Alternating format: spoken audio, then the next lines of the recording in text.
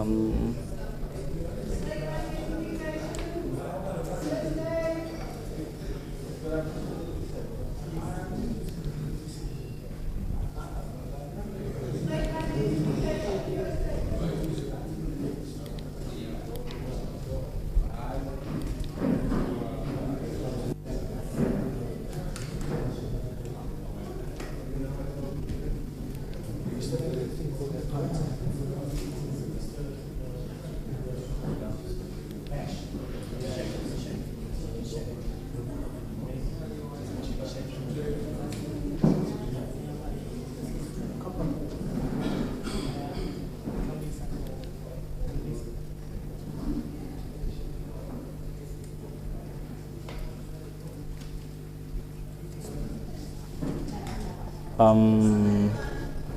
Good morning, everyone. Yes, I'm Zakele Hlope. Yes, I'm a snake rescue coordinator under the Eswatini Anti-Venom Foundation, and I'll be taking you through the snake awareness course, including the first aid.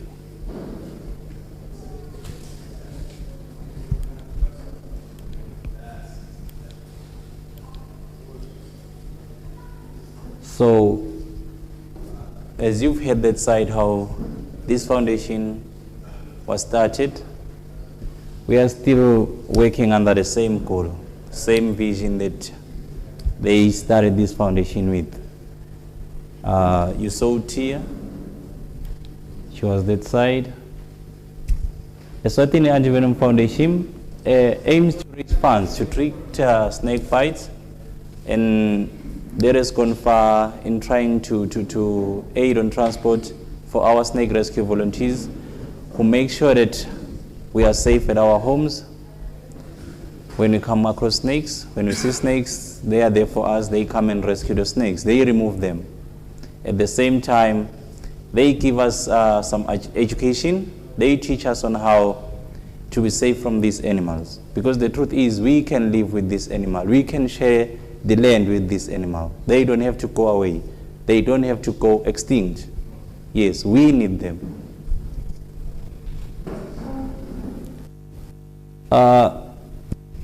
It is a foundation that is meant by volunteers who are dedicated to saving lives and limbs. Because in the course of a snake bite, you end up losing life, going under surgery, losing your limbs. It was started in 2006, and it was registered as Eswatini Anti-Venom Foundation in 2009. So these are other panels or organizations that we are working with.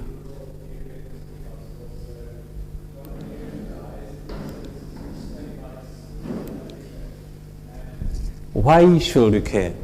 Every life on earth is important. It's either an ant, a fly, a bee. Every life on earth is important, no matter if it's of an animal or a person, a plant or what. Every life is important. Even snake lives matters. It is important. I know everyone thinks a snake is an enemy. But I don't know if you've taken to note that snakes never attack, but we're the ones who attack. And at that point, we are the dangerous group, not the snakes. Have you noted that? They are not dangerous as we think. We are dangerous. So, just like elephant's life, rhino's life, and so is snake's life. It's important. We need them. So we have to save them. The thing is, I understand everyone is scared of snake, and it's good to have fear. But you don't have to let that fear control you. You don't have to let that fear make you do things that are not good. And this fear that you have, speaking of effect, you were not born with that fear. That fear was planted in you. Do you know that? Yes. You were not born scared of snakes, but they made you to be scared of snakes. If you were to look at a young child, you will find a young child playing with those big dangerous dogs, even putting his hand inside the mouth of that dog. But the day you tell that child, never do that again, that dog's gonna bite you and tear you into pieces. The child will never do that again. You've planted fear in that kid. The only thing that you need to do to that child, you have to tell that child that, listen here, respect that dog. Be gentle with that dog. That's the same thing. We were told to fear snakes. We were not born scared of snakes. We were not fearing snakes. But they told us to fear snakes. They planted the fear. I guess you've heard of a myth of an infant and a snake. They say a snake doesn't bite an infant. An infant has never been rough, has never been violently to say. That's the reason you're going to find an infant playing with a snake, or a snake is going to pass next to an infant causing no harm. That's because they are never violent. So why should we? That's because of the fear. Our forefathers have planted that fear into us. It is a fear that is cultivated from generation to generation. And today, we are breaking that line. We are breaking that line of fear. What I'm going to plant today is a respect. As long as we live with this animal, as long as we respect these animals, we can share the land. We can live on the same land with these animals. And it's not every snake that we have to fear. Do you know that?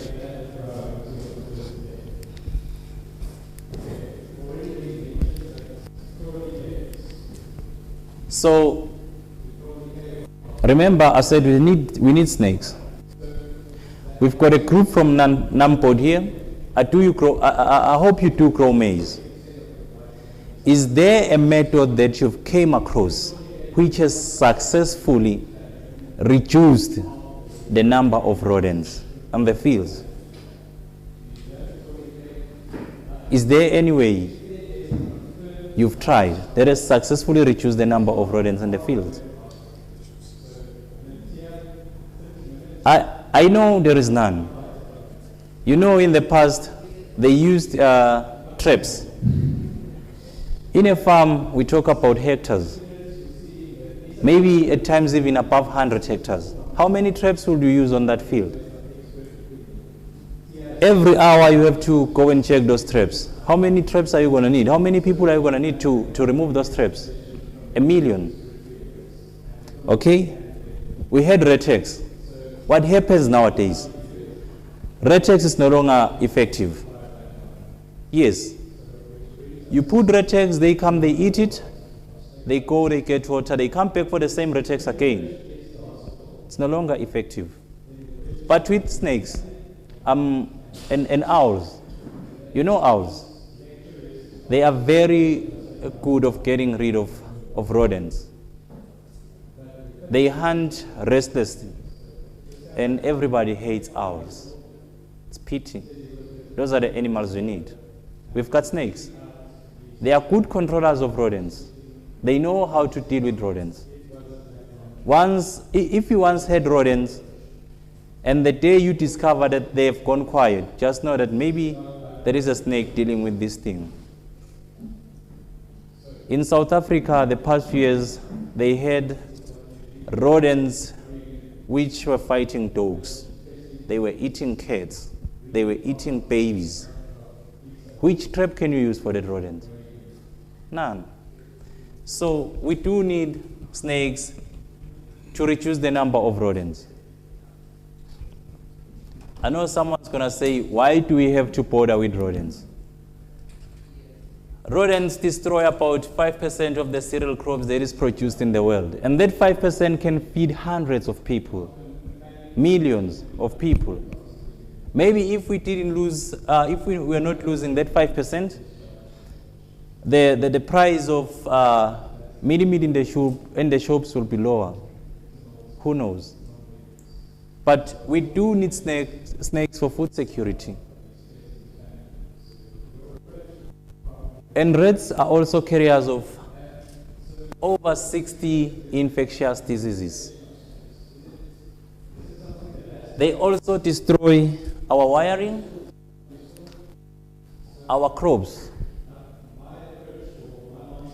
Indeed, we need snakes. They are predators because they reduce these animals. They eat other animals. They control the ecosystem. They play a part in the ecosystem.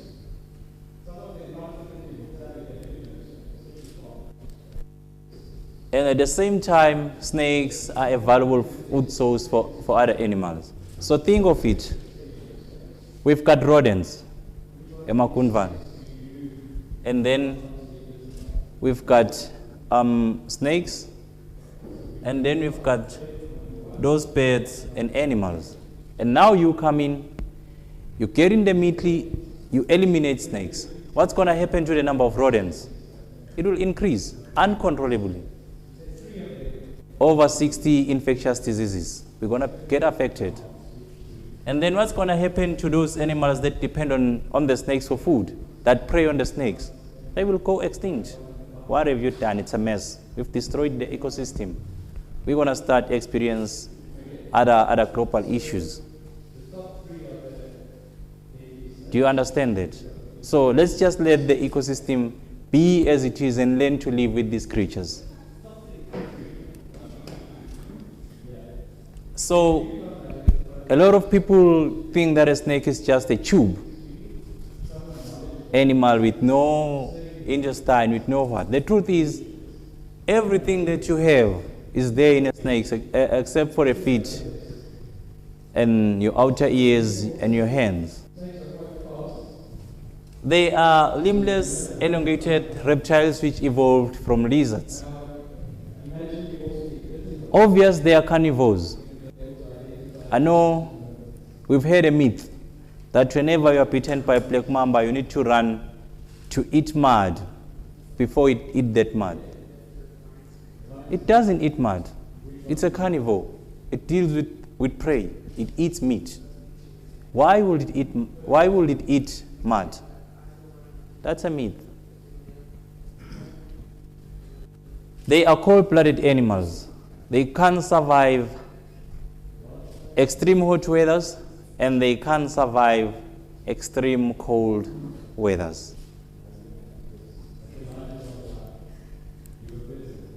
It is a very fragile reptile. It is made of ribs and vertebrae. And compared to the human, a human has got 206 bones, and a snake has got 300 to 400 vertebrae, and this depends on the length of the snake. As it grows, the number of the vertebrae increases. As it gets long, the number increases. Some species have more due to the vertebrae and ribs attached to them. They can be more than that as it grows. Snakes are harmless, while others, okay, I don't like to use the name harmless. Get me right. Some snakes are harmless, while others have venom. Why do I say some snakes are harmless? That is because they are not dangerous.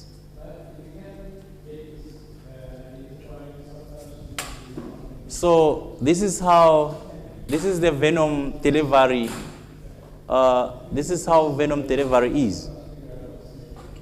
There is a venom gland, that golden part, and behind the venom gland there is a compressor muscle.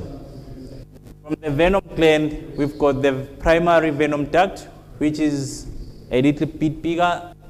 Then we've got a secondary venom gland, a venom duct, secondary venom duct.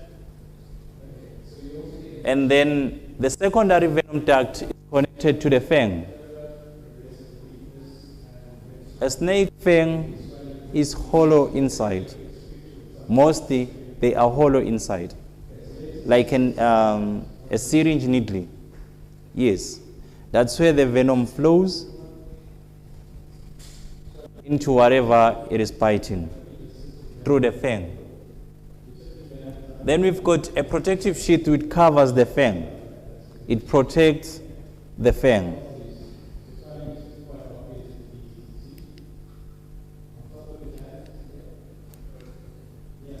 We've got 3 types of fangs, and you're going to find fangs only in venomous snakes. Not in every snake, it's only in venomous snakes. We've got hinged fangs, which can be found in adders, gaboon vipers, and stiletto snake. I would say it can be found in adders and vipers.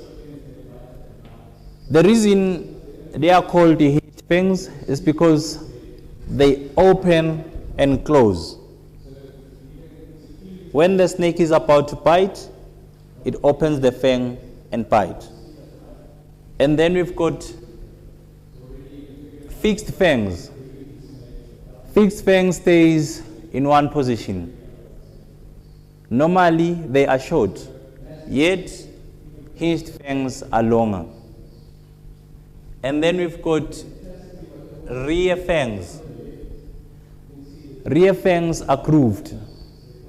They are not hollow like fixed fangs and hinged fangs, but they are grooved. The venom is directed through the groove into whatever the snake is biting. It's not an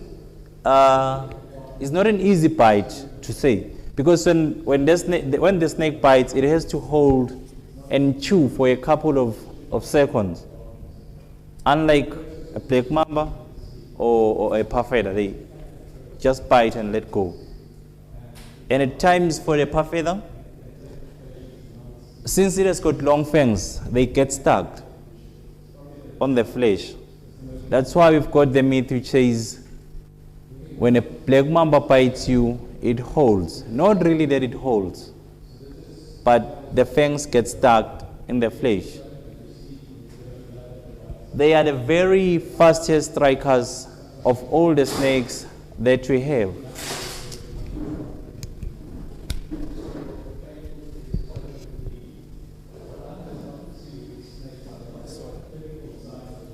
Yes. Yeah, it's a satellite. Yeah.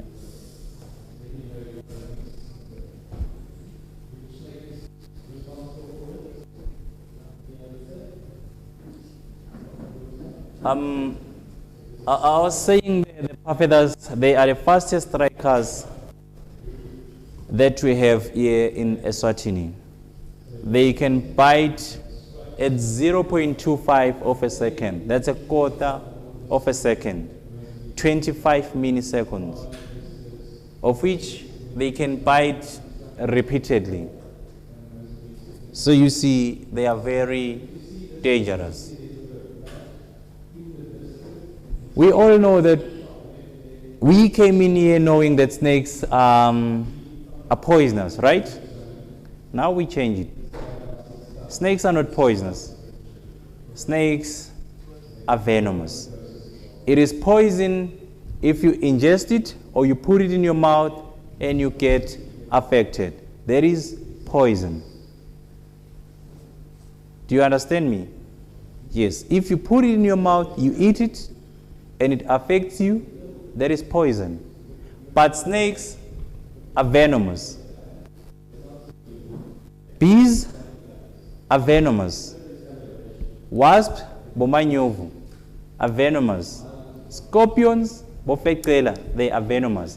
That is because their venom don't have to go into your mouth for you to get affected, but into your bloodstreams, into your flesh, into your tissues, then you get affected. If you bite it and you die, it's poisonous. If it bites you and you die, it's venomous. If venom gets into your mouth, and I assure you, you won't get affected unless you've got wounds inside your mouth. But if you don't have any wounds, nothing's going to happen.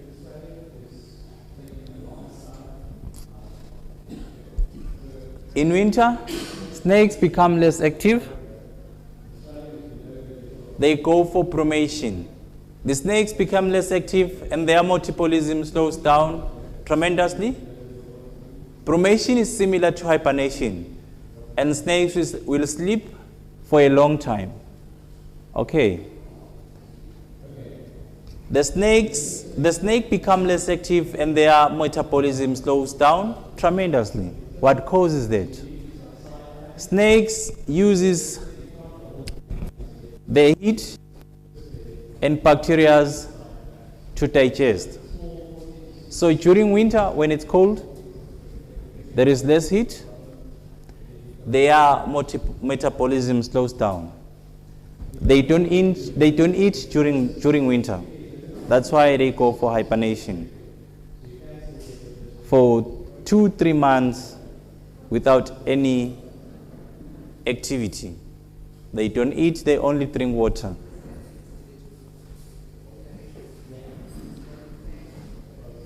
How do snakes smell? They don't use nostrils like us. Yes. So snakes stick their tongue out to collect small chemical particles from the air. They take out their tongue. When you see them flipping the tongue, they are trying to collect the chemicals from the air, and then they transfer them to their Jacobson's organ. The small particles comes in contact with the Jacobson's organ.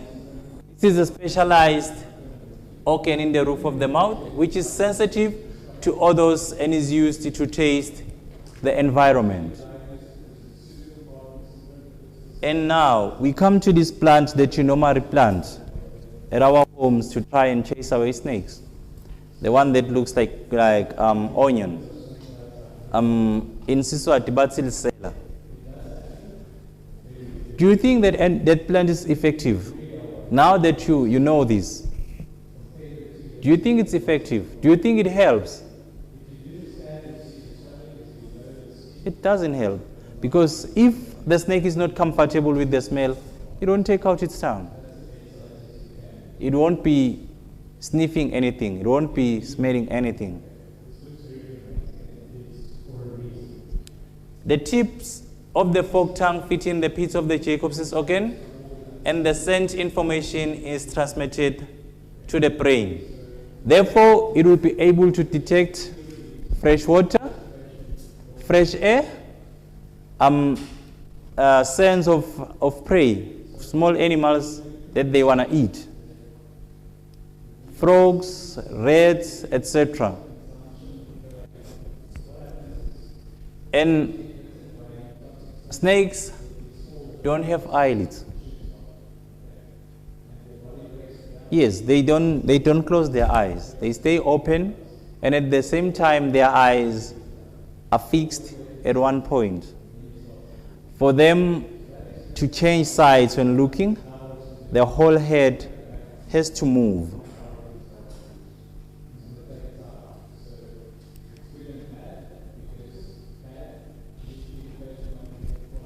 Snakes lack both an outer ear and a middle ear like we do. We've got the middle ear and the outer ear, but snakes don't have that. They have one middle ear bone that connects the inner ear to the jawbone, so their inner ear is connected to the jawbone. This enables the snakes to detect vibration, such as predator creeping closer on the forest floor. However, they are not as proficient at hearing sounds transmitted through the air. So your shouting is less effective than someone who is stomping the grass. Uvakala kakhulu lo than you who is shouting. Snakes hear only a narrow range of frequencies. They can hear low frequencies but not high frequencies, because those sounds are mostly transmitted through the air. So your shouting has got high frequencies. They can't hear that. That's why they can rest in a car. The sound of the engine is less effective to them.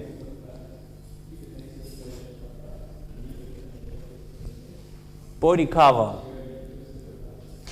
Their body is entirely covered with scales of various shapes and sizes. A scale protects the body of the snake, aids it in locomotion, allows moisture to be retained. There are two types of scales. We've got keeled dorsal scales. Those are rough scales, like the puff feather, the Cape file snake, the boomslang.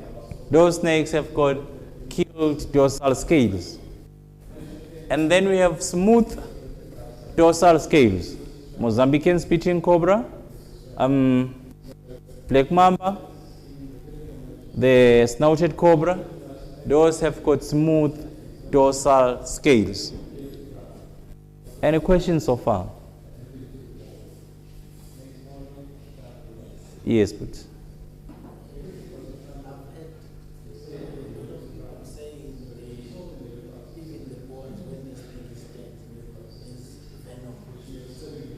Okay, this is the only part that contains venom in a snake. It's the head. The body doesn't have any venom. That's why some people eat snakes. It's not a good thing though, but yeah, it's how they believe. It's only the head that has got venom. That means even if you kill a snake, you detach it from the body, it can still bite you. Yes. The bite reflex remains for up to 2 hours after death. It can even spit, especially the head of a Mozambican spitting cobra can still spit.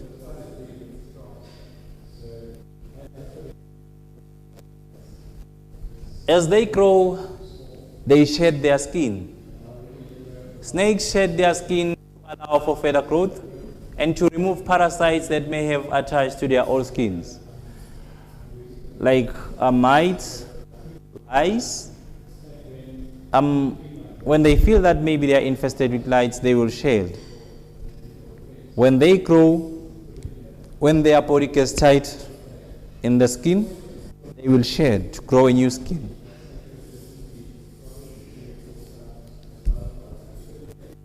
So before they go for shedding, they experience the blue stage, where the skin becomes pale. Then few days later, they will start shedding. So shedding is a very stressful process for the snake, because it has to move trying to find a grip, and before they go for shedding, when they are in the blue stage, they become blind. They are not able to see, so they will bite at any movement. That's not because they become aggressive. That is because of insecurity. You know that in the jungle, it's survival of the fittest. So they don't trust anything either. That's the reason they're gonna bite for any moving object, because they can't see.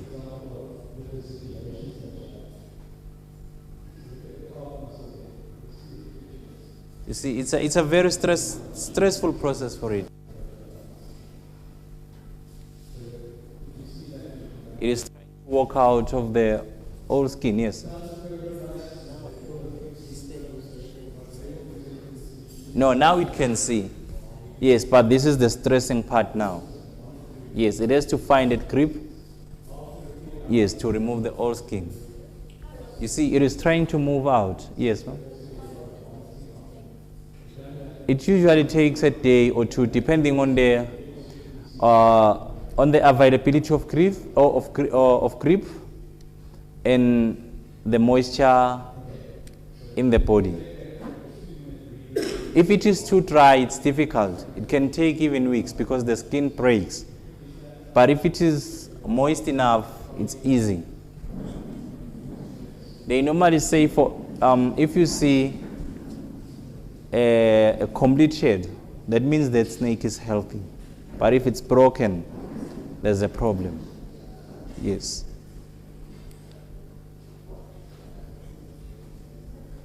They also fall in love and they also make love like humans. The snakes will play cat and mouse to find their desirable mate.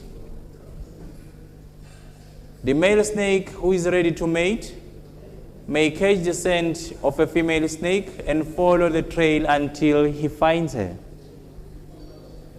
Male combat has been recorded in several snakes, including the black mamba and pafada. So during the combat, it is largely a wrestling match. One male trying to push the other towards the ground, often while twisted around one another. This is a game that they play fairly. There is no cheating. Once you lose, once you are pinned on the ground, you lose and you leave. They do this fairly. It's not a fight. They don't bite each other, but they wrestle for the wife. So the fittest one takes the wife. Mates. Yes. So this is how they do it. You see, they are not biting each other. They are trying to push each other down.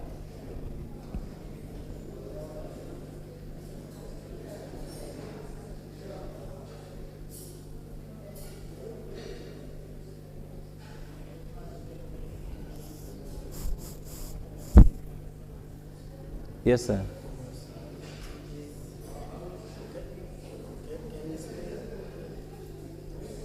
Bega ngeswati.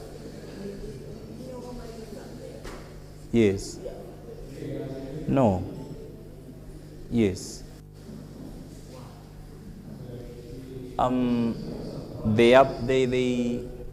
They quickly generate antibodies against the venom. Maybe if you're lucky, when we take them outside, you will see one biting itself, and it won't die.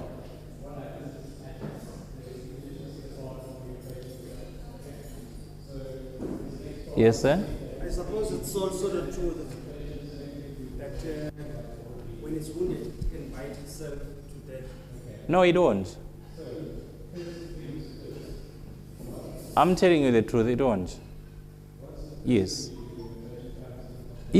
If, like I said, if you're lucky enough, you'll see it doing that. You'll see it biting itself, and it doesn't die.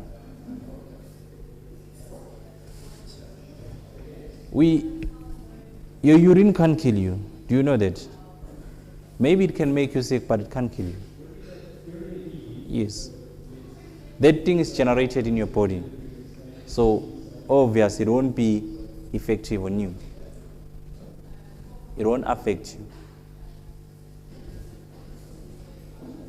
Snake sex. Snake sex. Snakes reproduce by internal fertilization. The first snake to successfully wrap his tail around the female and meet at the cloaca gets to mate. And they meet with the cloaca where they remove their waste, where they remove waste products.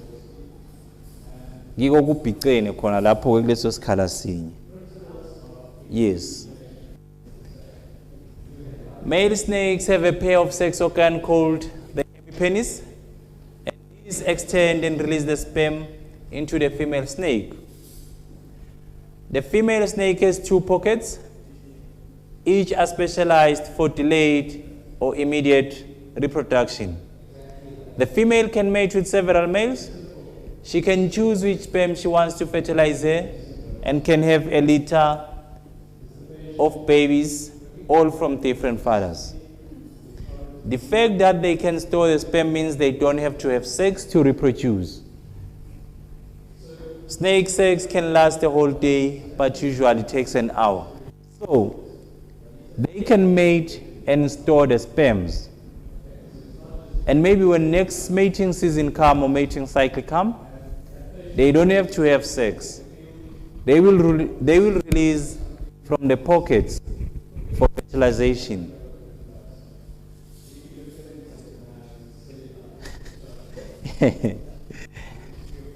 So that means it's not always where it has to have sex. And if it wants to, it can mate with snake A, store sperms for snake A, and mate with snake C, and store sperms for snake C. And then choose that, okay? Now I'm on my ovulation. Let me release sperms from my pocket from snake A and snake C and give birth to babies from both fathers. And it can either say, no, I just want I want to give birth to snake A babies, and choose and release from the pocket where there are snake A sperms for fertilization. About 3 months later, they either give birth to live young ones or eggs. That side we've got parfeather litter. So parfeathers, they don't lay eggs, but they give birth to live young ones. And the black mamba lay eggs. Most of the snakes, they just lay the eggs and leave, except for the pythons. It guards and protects its eggs and keeps them at a certain temperature.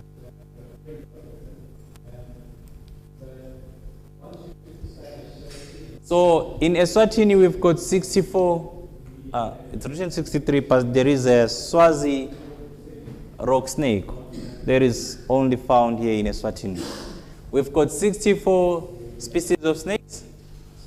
Yes, sir? Before you proceed, I just want to check quickly, how big are those eggs? In case I mistake them for other pets. Yes, they vary in size. Some are medium size, some are small, some are large, and python eggs can be of this size. Yes. And the only way you can differentiate them from bird's egg is that bird's eggs have got a hard shell, yet snake eggs have got a leathery, soft shell. Ishuabamba ayabuktela. Yes, they are not hard, they are soft. So in Eswatini, we've got 30 totally homeless snakes. Yes, snakes that you can also take to your home and live with them as pets. Yes. And then we've got 5 dangerous ones. If you get bitten by the 5 dangerous ones, antivenom is not going to help you. It's only allergics and painkillers at times. No antivenom. Antivenom doesn't work. It's ineffective. And you won't die. You will just experience some pain. Actually, there are 6, including the python. The python is not venomous, but it's dangerous because of its terrible bite. It has got, it doesn't have fangs, but it has got teeth, rear-facing teeth. So if it bites and you remove your hand, you're gonna get damaged. Your tissues will be teared apart, and you will have to be stitched. So it's very dangerous. It has got a terrible bite. And then we've got 7 deadly snakes. These ones are the venomous ones. They are the 7 sins of Eswatini. So you see that it's not every snake that is a problem out there. It's only the 7. These are some of the 30 totally homeless snakes that we have. We've got the spotted bush snake. We've got the Cape fire snake, the tiger snake, the brown house snake, the Natal green snake, the slug eater, the egg eater, and the red-lipped herald. These are some of the homeless. These are the snakes that you can pick by your hand, and even if it happens that maybe they bite you out of insecurity, nothing's going to happen. It will be just like a scratch. But the scary part is the biting, because if you don't know, you will be scared.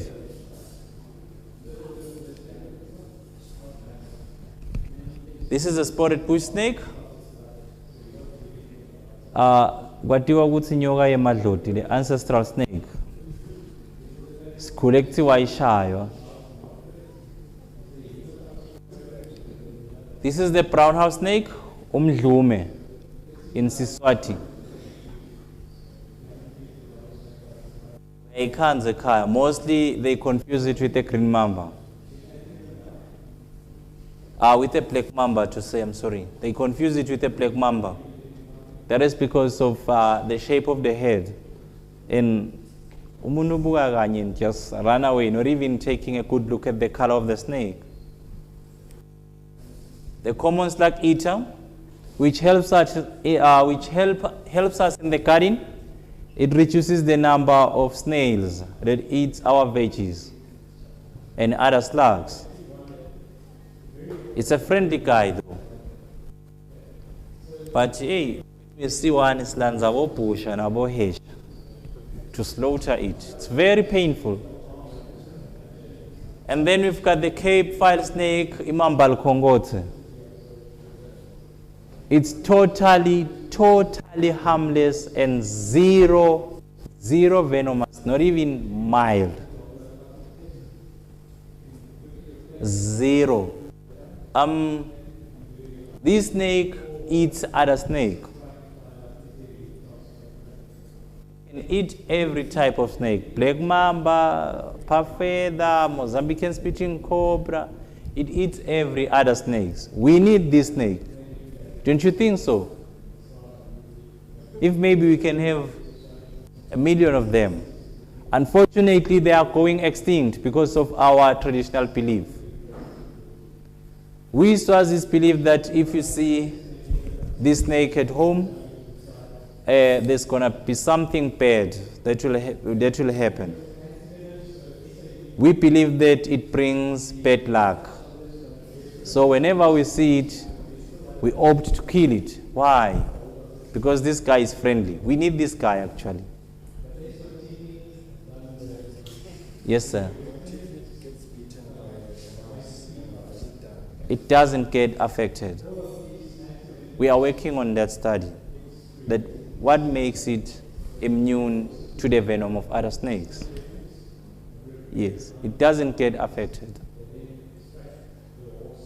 Who has seen this snake? Where did you see it? At home. Did your father die after seeing the snake? Did you lose your job after seeing the snake? Did anything bad happen in your family after seeing the snake? Now you are a living testimony. Whosoever talks bad about this snake, just tell him that, hey,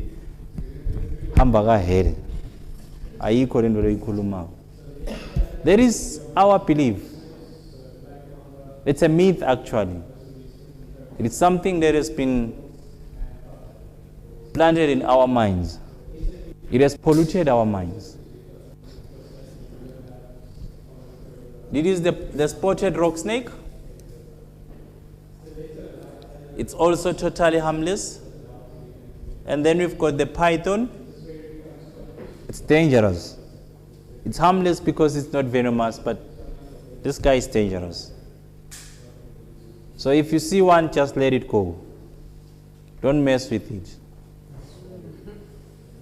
No, I've never heard of anyone being swallowed by a python. Have you ever lost is there anyone who has ever lost a relative ear because of a python? Is there any? There is no one. So why do we believe that it swallows human?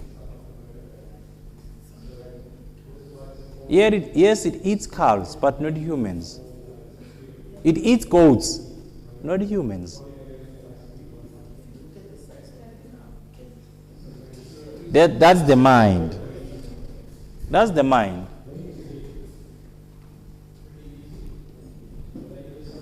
The 5 dangerous ones. We've got the night adder, the snouted night adder, the stiletto snake, the peg adder, and the shield nose snake. Look at the night adder. It has got a V mark on its head between the eyes. There is that V mark on the head. And even on the snouted night adder, there is also the V mark. The difference between the two is the mouth. The snouted night adder has got a snouted mouth, and the other one has got a V-pointed head.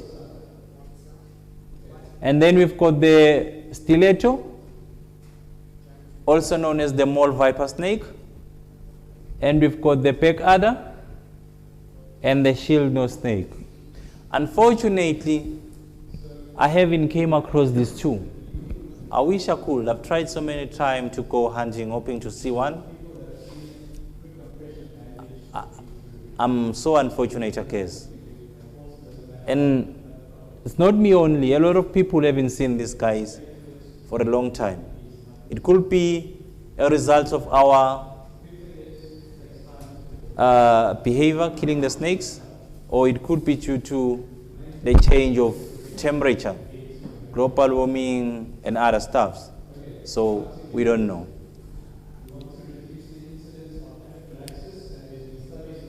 The night adders are thick-set, but not very fat like other snakes. The most prominent feature is a bold V-shaped marking on the back of the head. You see the V? Yes. Night adders are various shades of brown with darker brown rhombing marks, edged in a light cream color. Night adders are small, rarely larger than 60 centimeters.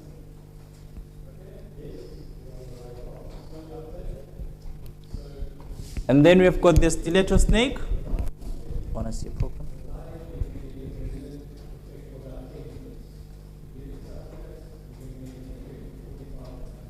Okay. We've got the stiletto snake. This one can bite through its lower lip. Normally you found it when digging.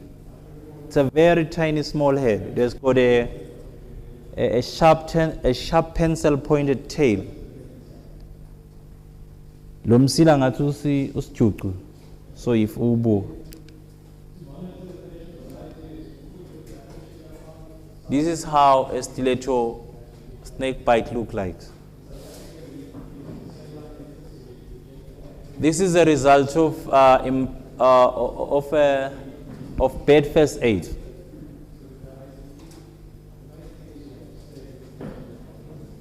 You don't have to do anything. Once you're bitten with this guy, you don't have to do anything. Just go to the hospital. They will give you those tablets, painkillers maybe. Then you go home. You will feel that pain for maybe a week or two, but then you're going to get better. You don't have to tie anything. You don't have to cut the swelling.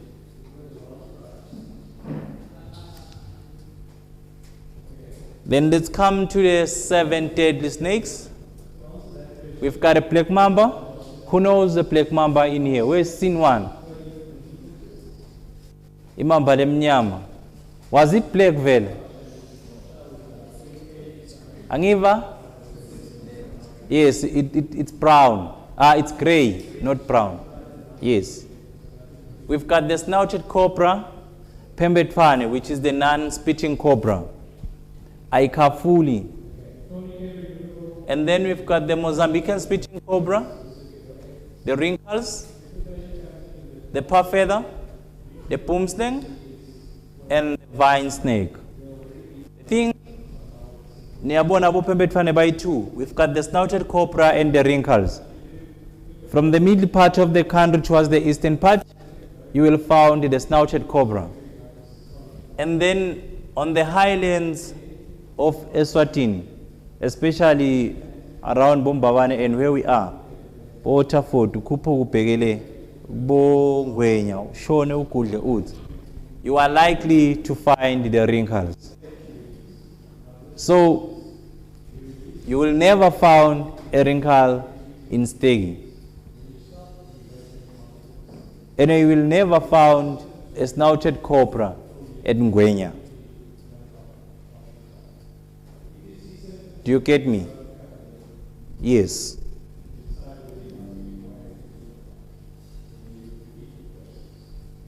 There's a black mamba.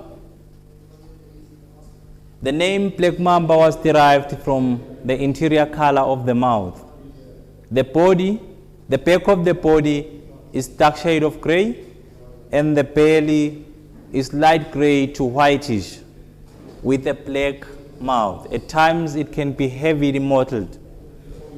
Kubengatsi ima fata black. Then the wrinkle has got a black belly with white bands on the throat. The snouted cobra has got a cream belly. There's got a brown back with a cream belly, and it has got a broad band on the throat, a brown broad band. Looks like the color of honey or uncreamed tea. And then we've got the vine snake, which is also known as the twig snake. That picture in the middle. And then we've got a boomslang. Second line, last picture, that greenish snake, that's a boomslang. The green one, it's a male boomslang. And then beneath that picture, under that picture, it's a female boomslang. And then we've got the puff feather. The picture in the middle, it's of last line in the middle, it's a Mozambican spitting cobra in fate. So they are 7, they come in 3 types. We've got snakes that are neurotoxic.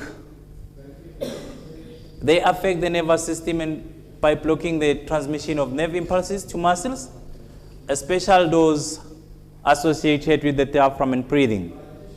And then we've got cytotoxic snakes. Those affect tissues and destroy cells. The venom destroys cells and tissue at the bite site, causing local pain and swelling. And then we've got hematotoxic snakes. They affect the circulatory system and it destroys capillary walls, causing hemorrhages near and distant from the bite. The venom prevents blood clotting.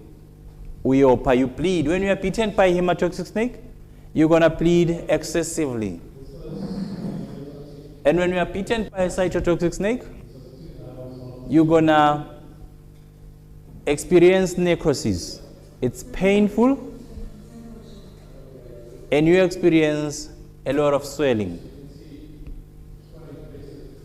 And when you are bitten by a neurotoxic snake, you're going to have this weird feeling. Pins and needles. You will feel like you are being pierced by pins and needles. A metallic taste in the mouth as if you are eating a coin. You will feel dizzy. Yes. And obvious, you're gonna have difficulties in breathing. They affect the nervous system. They affect the control system of the body, causing muscle paralysis.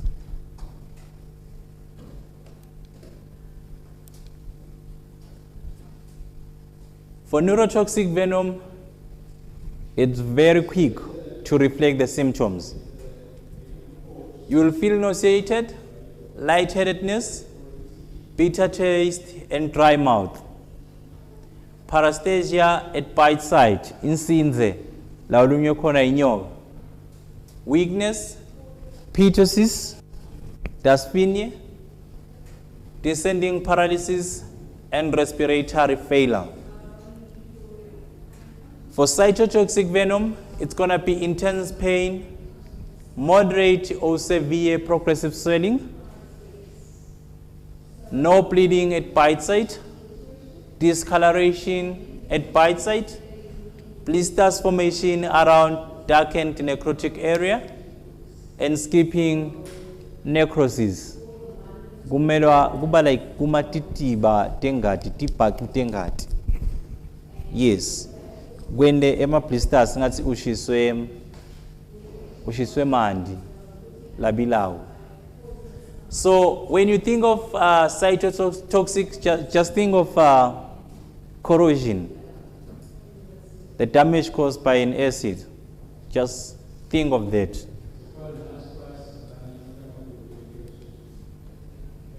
For hematotoxic, you experience persistent bleeding from fang marks, nausea and vomiting, abdominal pain, headache, spontaneous bleeding, foam comes, epistaxis, melena, intracerebral hemorrhage, hypotension, multiple organ failure, convulsions, and coma. Remember, I said you're going to bleed excessively.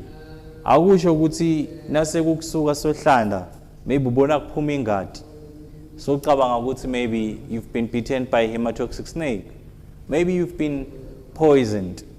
Maybe you've taken something poisonous. The thing is, the bleeding will start from the bite site. Sievanos. Yes. You will start bleeding from where you've been bitten. After that, it will proceed to maybe old and new wounds, openings and cuts from the mouth, private parts. You're going to be bleeding excessively.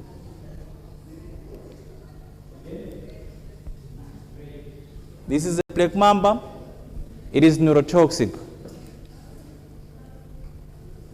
It can grow up to, it averages between 2 meters to 2.6 meters, but it can grow up to 4.5 meters in rare cases. One was once found in KZN, which was 4.5 meters. It has a coffin-shaped head. Lenhloko ishape isewe coffin, you see, a coffin moss. Yes. Color is usually light or dark gray, but it may be brownish. There may be faint bearing on the tail or belly. It's a lighter shade of gray, but and may have darker mottling. Langa pasi ngaba ngazuthi ine mafatafat. Symptoms after a bite site. Symptoms will appear very fast within minutes. I would say in 3 minutes time you will be feeling that there is something weird happening. Complete paralysis can happen in less than an hour to 6 hours. Often, first symptoms are pins and needles.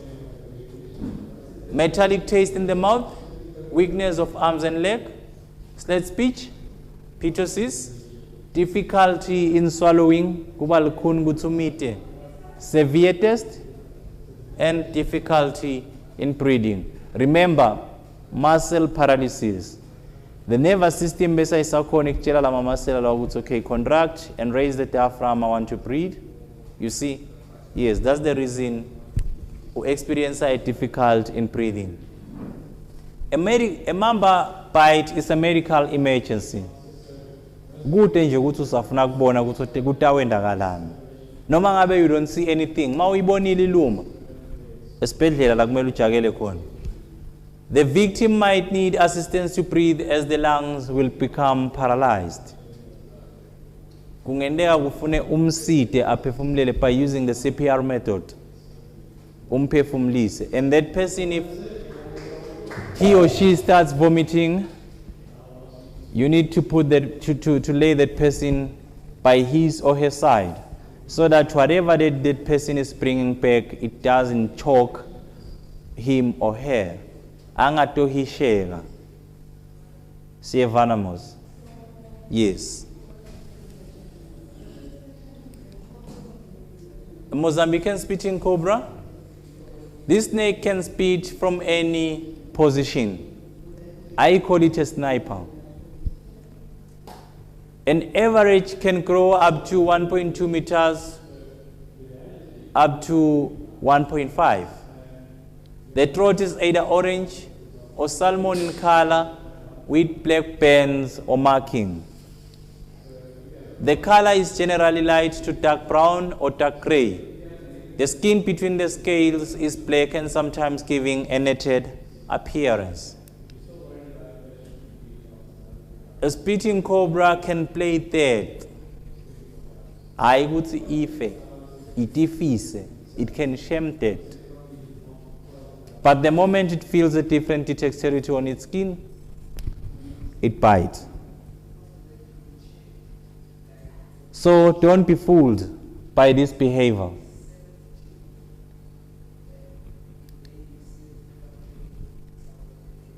It is believed that it sprays with accuracy, but it always aims for the higher point. It can spray 2 times the length of its body. There is like 2.5 meters. And it can spray without hooding. For this one with the kaflele agameli iphakamisa inhloko, it doesn't have to raise its head for it to spit. With its head lying on the ground, it can spit. Either side, it can spit. At any position, it can spit. And just know one thing, whenever a snake spits, whenever a Mozambican spitting cobra spits, it's not saliva, but it's venom sprayed from the fangs. Yes, it pushes with a greater force, causing the venom to spray from the fangs. Symptoms after a bite: immediate burning sensation and throbbing pain at the bite site. Swelling will start within minutes and spread fast. Little or no bleeding. A darkened area develops with blisters around it. Necrosis occurs in 90% of the bites. Mozambican spitting cobra bites account for most of the bites in Eswatini. And without antivenom, there is a severe destruction of tissue, often leading to skin grafting and amputation.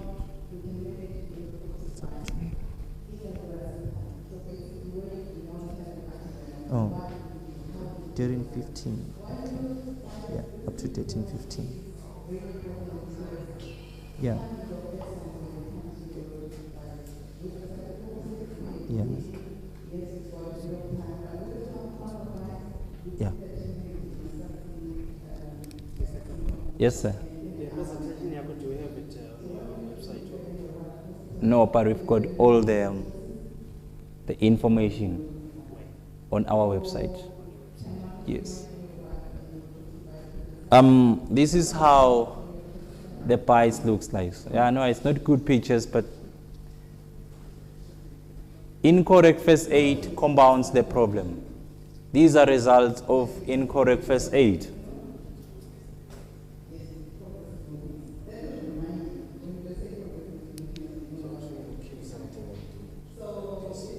No, you don't have to kill something when it does this, but you have to apply the correct first aid. You know, if the correct first aid was applied, that hand wouldn't be like this.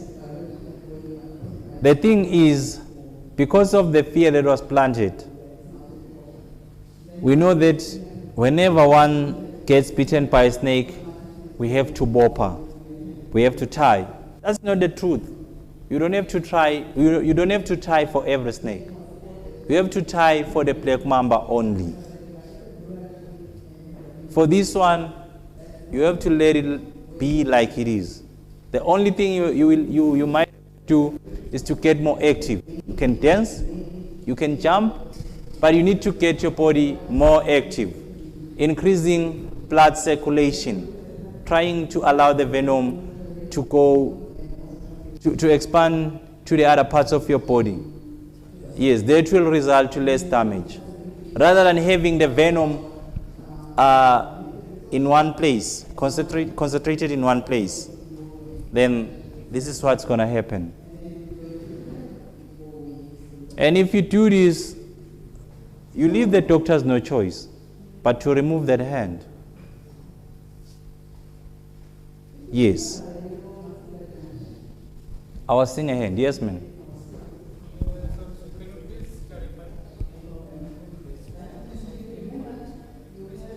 Incorrect first aid. Okay, we're going to get to the first aid part. Yes. Now. This is a parfeather. A parfeather is a roebuck thick snake averaging between 90 centimeter and 1.2 meters. The male parfeather has got a long tail, and a female parfeather has got a short tail. The head is triangular in shape. The scales are keeled, giving the snake a rough appearance. The color can vary from light to dark brown with distinctive yellow or cream V-shapes, chevron marks down the tail. It hisses loudly by forcing air through its nostrils, and that is when we believe it is fetching the fangs from the stomach. Angit, sathi kuthi lesikhathi futha isukilanza ematinyo eswini. No, the fangs are always in the head, Baba. They are always in the mouth, ready to strike. Yes, and it can open its mouth up to 180 degrees. Yes, so there is no way you can escape this bite. Intense pain minutes after the bite. Swelling will start within minutes and spread fast. There may be bleeding from the bite site. Bite site will appear purple, red, or blue. Blisters will occur 6 to 48 hours after envenomation. With time, necrosis is common. Diarrhea and vomiting is common. A parfeather can strike within 0.25 of a second, both forward and to the side. Good take ukuthi nyoka nangisathi ukuthi nyoka kumele iqhamuke esayidini. Shana manga awuqhamuka ngakuphi. Can bite from any direction. They seldom grip their prey. Instead, once bitten, the prey is released as the venom is injected and later tracked by the smell. They bite and let go, then seilanzela liphunga after that. This is how a parfeather bite looks like.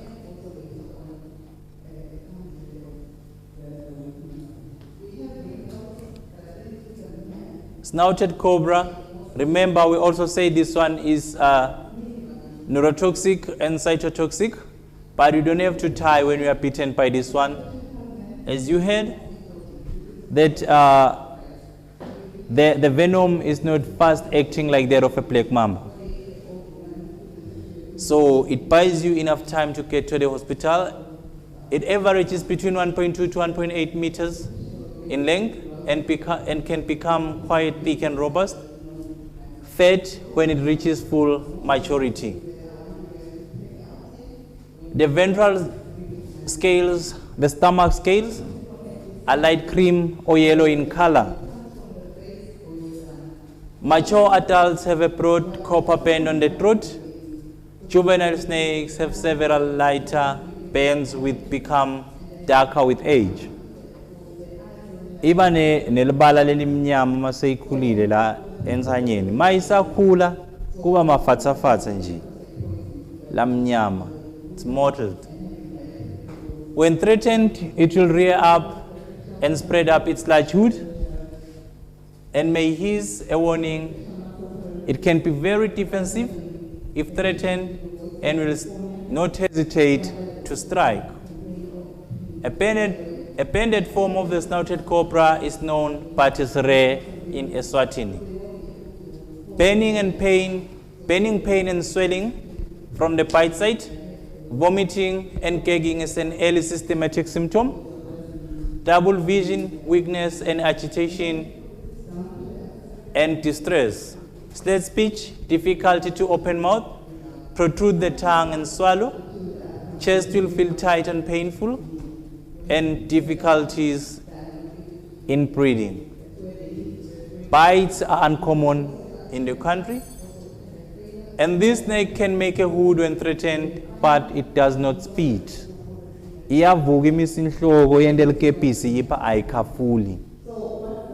is the non-spitting cobra.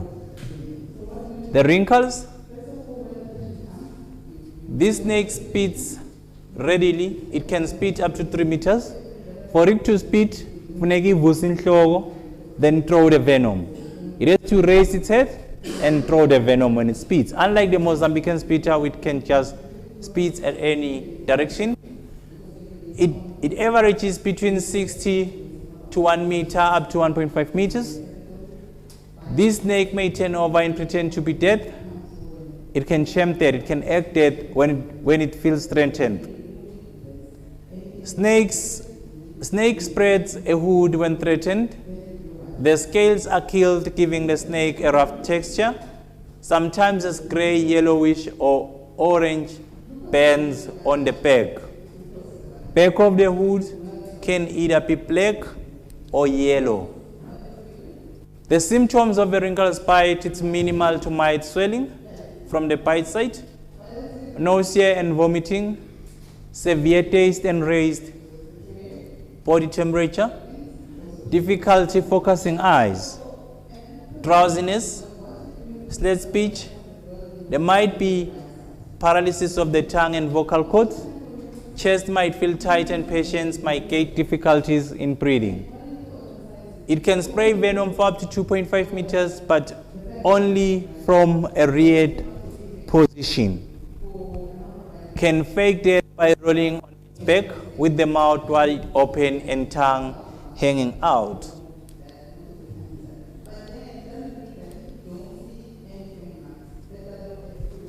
Let's come to the hematoxic ones. That's the boomslang and the vine snake. A juvenile boomslang have bright green eyes, a brown head, and a white lip. And a male boomslang has got a green color, and a female is usually a shade of brown. Boomslang are found in trees and shrubs. The scales are killed, giving the snake a rough texture. They have a small head and a very large eye. A black mamba has got a small eye and a long head. Symptoms of a boomslang bite: often delay in onset of symptoms, minimal to no pain, initial bleeding from the bite site, followed by bleeding from the gum, nose, ear, and internally. Abdominal pain, nausea and vomiting, headache, lethargic, and mental confusion. The boomslang is not aggressive and bites are very uncommon. The snake will always try to move away, which is true. It is very good in escaping and hiding.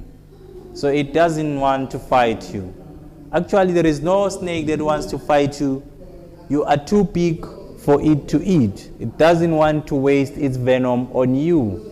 But you want to waste your energy on that small creature. Why? That's the female in the middle, the male on the left, and the baby, the juvenile, on the right.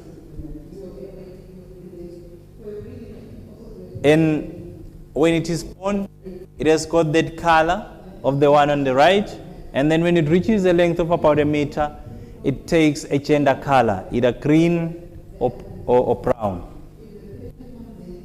So if you see a green snake, less than a meter, and tiny, just know that that's one of the friendlies. But if it's green, a meter plus, and a bit larger, just know that that's a boomslang. The vine snake, often green on top of the head, bright red or orange tongue, is black-tipped. This one we grew up knowing ukuthi iyakhothana.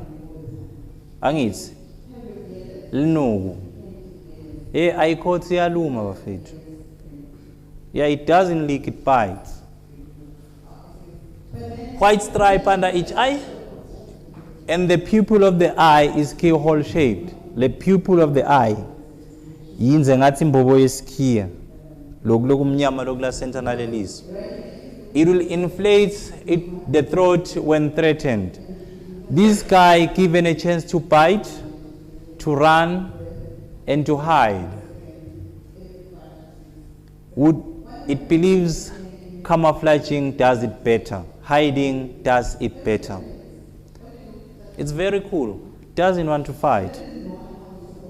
Yes, you can live with one in your garden for years. If ungayihluphi nje. Ngoba itabe siyabaleka. Symptoms, it's often delay in onset of symptoms. So it can take up to 48 hours before you start seeing the symptoms. Same as the boomslang. Slight swelling, internal bleeding, bleeding from old and new wounds, abdominal pain, nausea and vomiting, headache, hypotension, lethargic, mental confusion.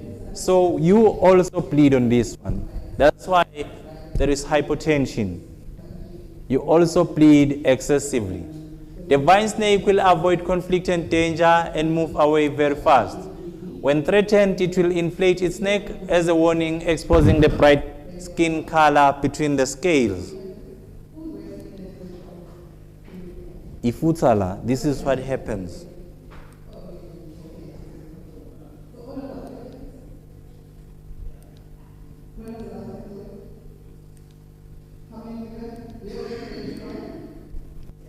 From these 4 pictures, which one is deadly? Which one is dangerous?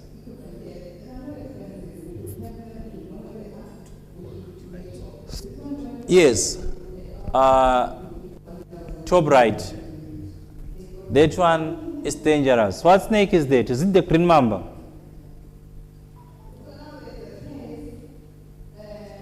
What snake is that? Top right corner. What snake is that? Yes, it's a boomslang. Indlo. Yes. And then the first picture, that's a green water snake. That's a Natal green snake. And then that's the spotted bush snake. 1, 2, 3 are not dangerous. They are friendlies. That one is dangerous.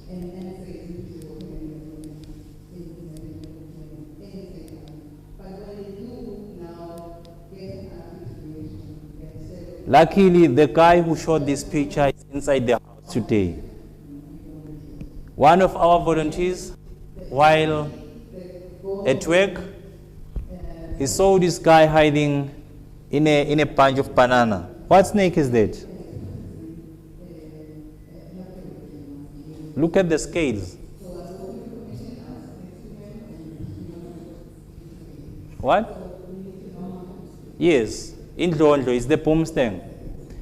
It's a picture from Mr. Brown over there. He's one of our volunteers.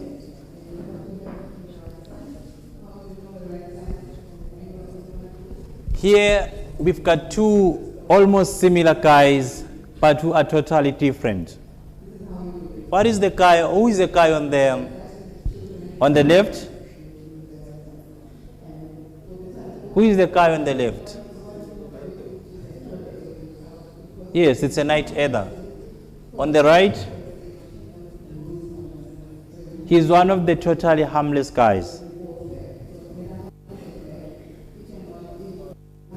That's an egg eater.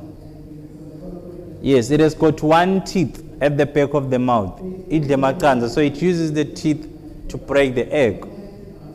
Yes.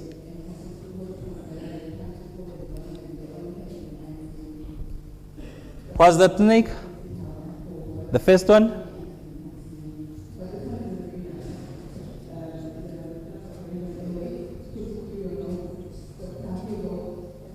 Yes, the spitting cobra, the second one. What's the, yes, it's a wrinkles. The third one. What's the third one? I don't agree with you. That's not empathy. Yes, it's a snouted cobra.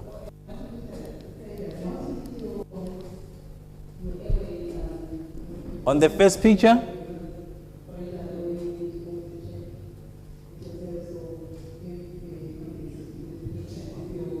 yes, that's a black mamba. Second line, middle picture.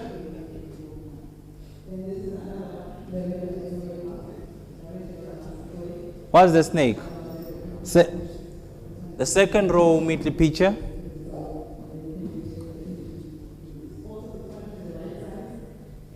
Yini le nyoka le?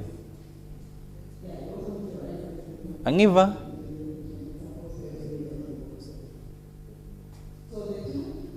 That's a black mamba.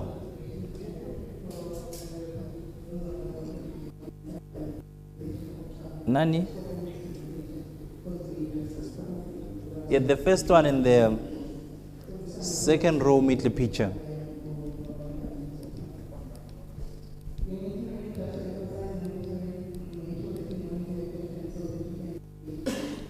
So one day, one of our snake rescue volunteers was called for this.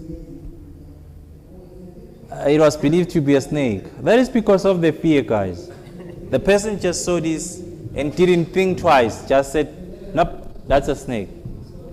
Took a phone, made a phone call. Hey, I'm seeing a snake in my house. And when the volunteer got there, in fact, she zoomed. She didn't go. She zoomed the picture. Okay, she zoomed the picture, only to find that it's a brush.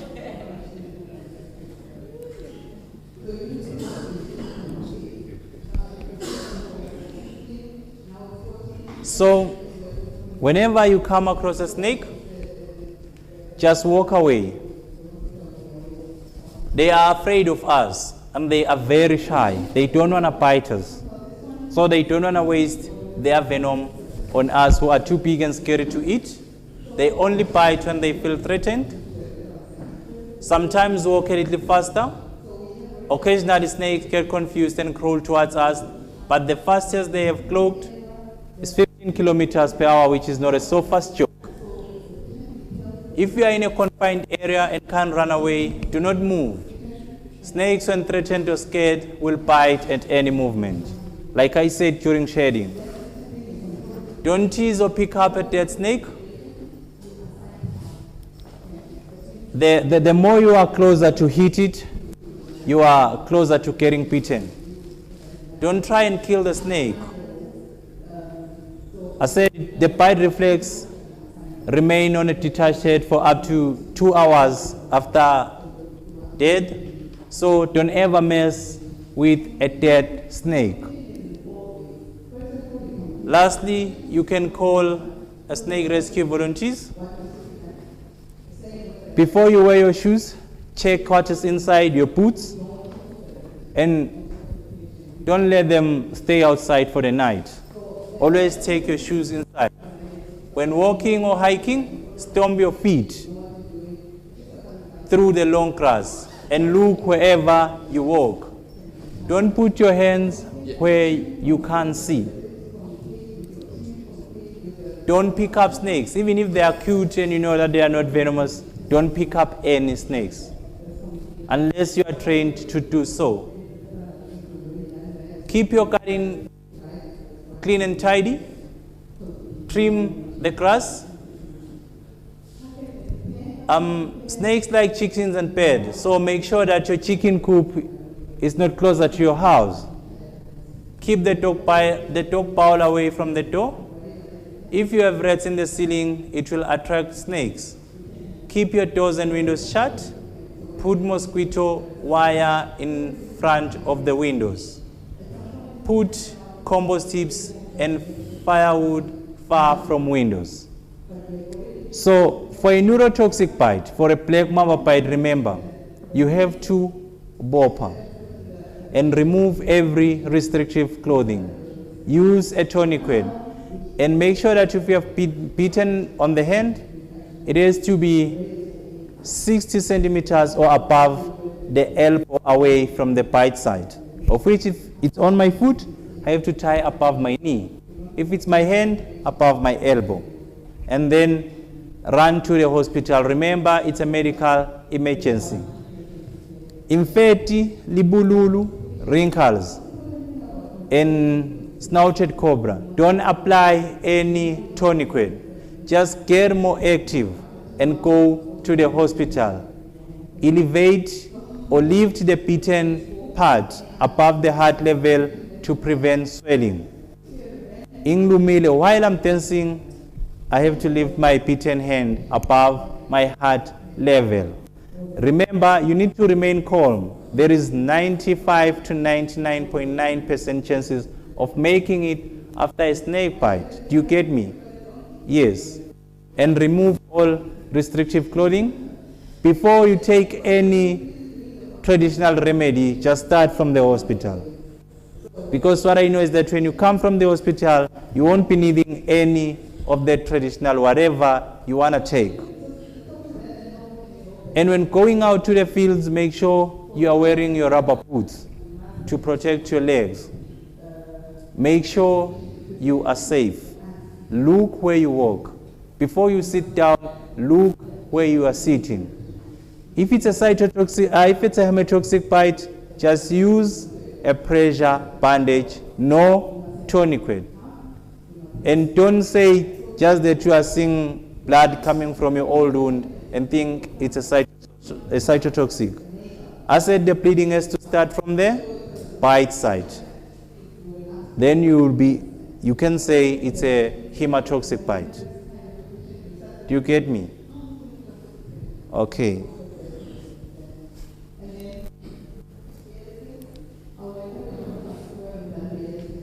Keep the victim calm and remove jewelry, socks, and shoes. Do not put a tourniquet unless it's a black mamba bite. For cytotoxic bites, keep limb elevated. Draw a ring or mark the bite site. Minimize all movement and get to the hospital and be in that recovery position, which is by your side. Any question? Okay, thank you. That's the end of our presentation.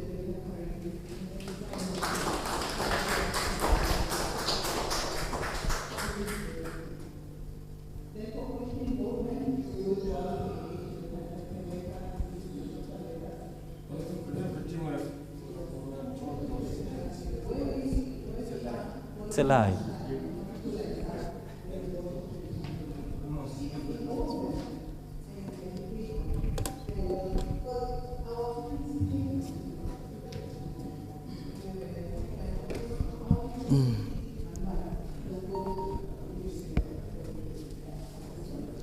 You're gonna connect to this one. What?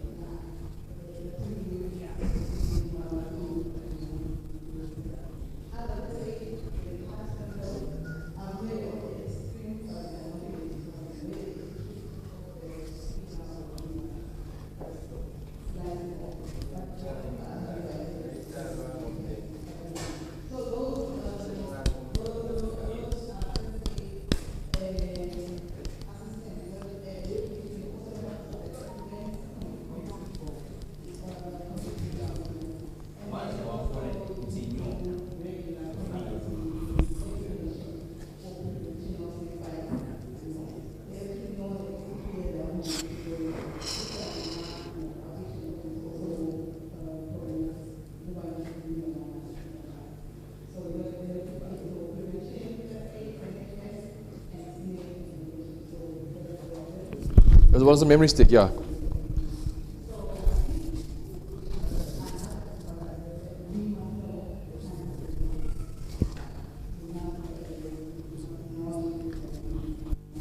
That side. Is it not going through?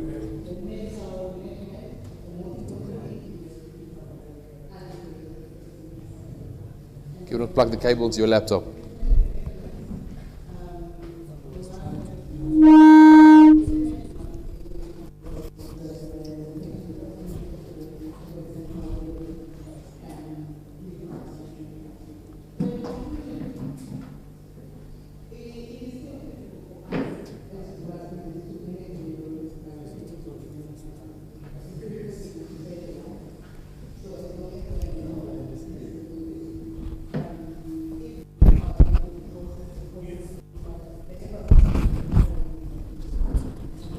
Should I get my laptop quick? Okay, perfect.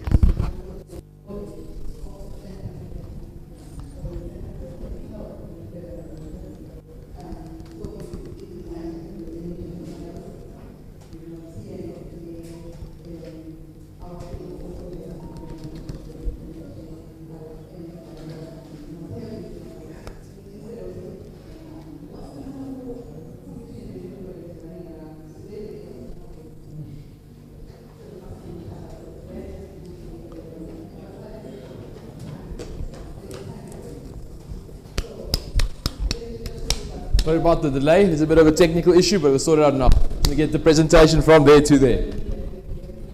You guys got your layman flipper cards? If you don't have one, share around so we can. Otherwise, go get them next door quickly. Just the layman one, the green one.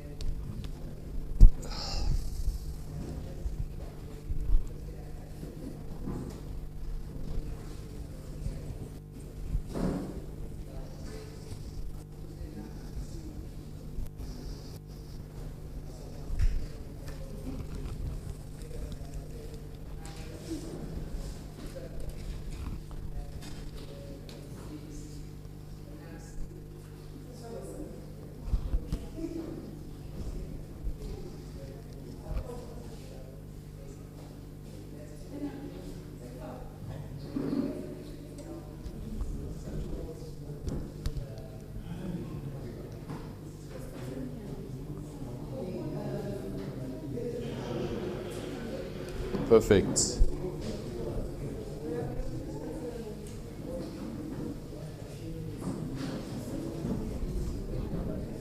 That's it. Shots. Thank you.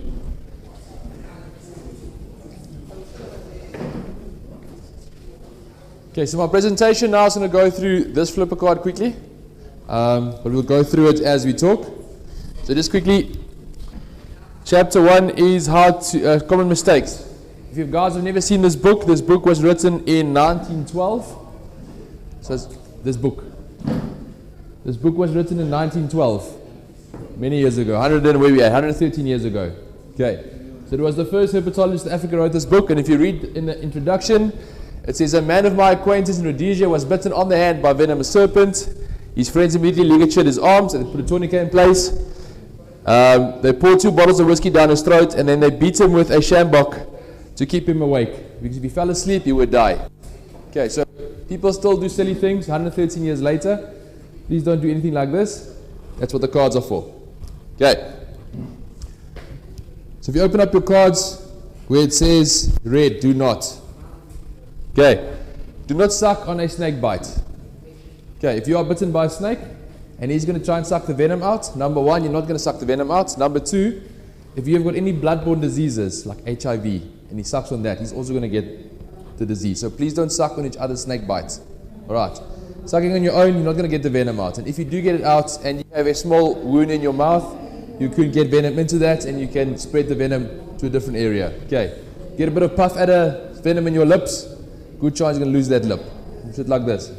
Alright, don't cut into a snake bite, you're not going to bleed the venom out. Common belief in South Africa, you place a piece of wire to cut off the blood circulation, then you cut your wrist off or open so you can bleed the venom out. Okay, please stay away from that stuff, it doesn't work. Okay, KZN, they cut the dogs the tips of the ears off so they can bleed the venom out of the ears. Okay, please, that stuff do not work. Herbs and chemicals, toothpastes, other herbs you get from additional healers, that stuff does not work. Okay, in South Africa in 2022, we had the South African Snakebite Symposium, and there was some Sangoma there to speak about traditional medicine. I am not bashing traditional medicine, some of it does work, but for snake bites, please, anti-venom is the treatment, not herbs and spices. Okay, so what they do in South Africa for snake bites is they've got these lengths of dead snake sticks that they've dried out on the shelves, and you go there with your snake bites, and they will choose the snake that they've got on the shelf that's closest to your symptoms. Then they will crush it up in a bowl into a powder. They light a flame, they put it in a metal bowl, put the flame over the bowl over the flame, and then make smoke, and you breathe that smoke in, and they believe that'll heal your snake bite. Okay, you are going to die.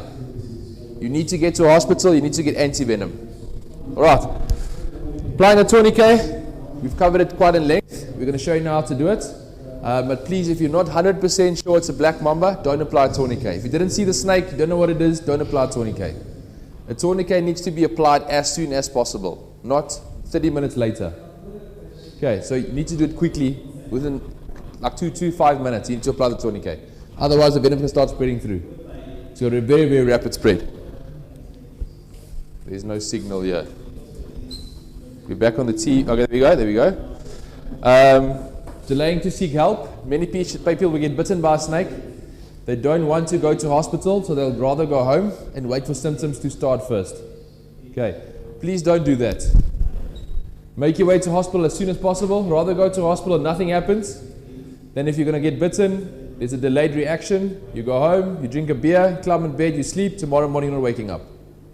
Okay, rather go to hospital so they can check you out. It will be a 24-hour admission. And then if nothing's happened by then you're good to go. Alright. So that's this card. So just quickly some handling things. Step 1 is control. So you're going to make sure we are on the green one, green block. Okay, so safety first. Move your patient away from where the snake was last seen. You don't want multiple people bitten by the same snake. A photograph would be beneficial, so if you can take a photo of the snake, it will be amazing. Please don't grab the snake and put it in a bag and take it with to hospital. You're going to get to hospital, the snake's going to climb out of the bag, everyone's going to leave, and you're going to die by yourself. Okay, photograph's good enough. If you can't get a photograph, please don't go running after the snake. You're wasting time. We don't need to know what snake bit you. We can work on symptoms. Okay. In 2023, 2 years ago, in Malawi, there was a lady that was bitten by for the guys who know snakes, a lowland swamp viper. For the guys who don't know it, it's a small little snake, mildly venomous. No one's ever died from that snake. This lady was dead within 3 minutes. Okay. She had such a fear of snakes when she was bitten, it triggered a vasovagal reaction, which means that the blood vessel in the heart constricts, and she had a heart attack and died because of the stress. Okay, so please don't stress the patient out. If you are bitten by a snake and I say, sir, you've got 10 minutes. It's a black mamba, you have 10 minutes. Phone your girlfriend, phone your wife, phone the kids. Tell them goodbye. Okay, what is going to happen? You're going to breathe faster, heart rate is going to beat faster, blood pressure is going to go up, and you're going to spread the venom quicker around the body. Okay, so keep the patient calm. The other version will be, it's a black mamba. Okay, you don't know snakes, so I come to you and say, sir, I'm going to apply a tourniquet just for safety reasons. Okay, it's probably a brown house snake, don't stress. They just go to hospital, get it cleaned out, maybe get a tetanus injection. Are you going to worry then? No, because I've put you at ease. Okay, so keep the people at ease. Don't get in the car and put in your hazards and drive like a maniac to get to hospital. Keep the patient calm. All right, and then call the emergency service to come and assist you. Species-specific training. So what are we doing for black mamba bites? What have you heard the whole day today? What is the number one treatment for black mambas? Tie it off. Okay, cool. So if you open you go to conscious victims, this page. So if your patient's awake, you go here. If he's unconscious, we go here. So here. All right. So see at the top, can you identify the snake? Yes or no? Okay, if you're going to go down, if you can, yes. Are you is it a neurotoxic, cytotoxic, hemotoxic snake? So black mamba is which one? What venom does the black mamba have? Neurotoxin. Cool. So you're going to go down with the neurotoxic act. Then we're going to go to pressure bandage. Don't worry about the pressure bandage. It's just there for protocol. Go straight to the tourniquet. Okay, I'll explain now why we say that. Cool. So tourniquet. This is what a medical, it's called a tactical tourniquet. It's what a medical tourniquet looks like. I'll pass it around now so you can play with it. So basically there's a strap that's got Velcro on it. There's a winding rod. And there's another Velcro section over here with two plastic loops so you can place this inside. Okay. Can I borrow a volunteer? Cool. So you're bitten by a mamba. There you just put it down. So we're going to go up on the arm, not over clothing, on the skin. Cool. So we're going to make this as tight as we can. Just strap it there on the Velcro. Then we twist this up. How tight do we make this? Okay, how do we know the blood's flowing? You are correct. I'm just asking, how do you know you get to the point where the blood stopped? Feel for a pulse. If there's no pulse, there's no blood going through. Okay, so if the pulse is gone, it's tight enough, you put this in place, you close it up, and you write the time. Okay, why is the time important? If it's on for under 3 hours, there's never been an amputation due to lack of oxygen. Over 4 hours, it becomes a real possibility that they're going to lose the arm because of lack of oxygen. Okay, so if you write the time, we know how long it's been that the tourniquet is on, and we can treat accordingly.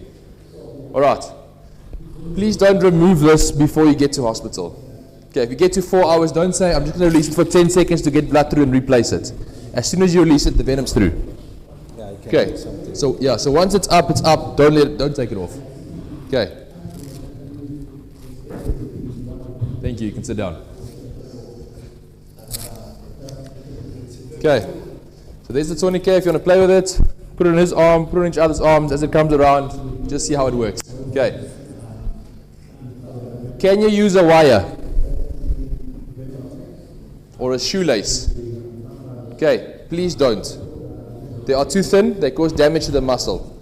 So nothing thinner than about 30 millimeters, 3 centimeters. Would a belt be fine? Yes, belt will be fine. Okay, just make sure it can't come loose. Okay, duct tape, twisting of the duct tape up with a stick is fine. Just make sure if you don't have that. Just don't use wires and shoelaces and thin strings. You're going to damage the muscles. All right. I'll sort it out now. Okay, pressure bandages. Can I borrow you this time? Come stand here quickly. Okay, who's done a first aid course before? Okay, in a first aid box, you know a crepe bandage. This is a crepe bandage, C-R-E-P-E, crepe.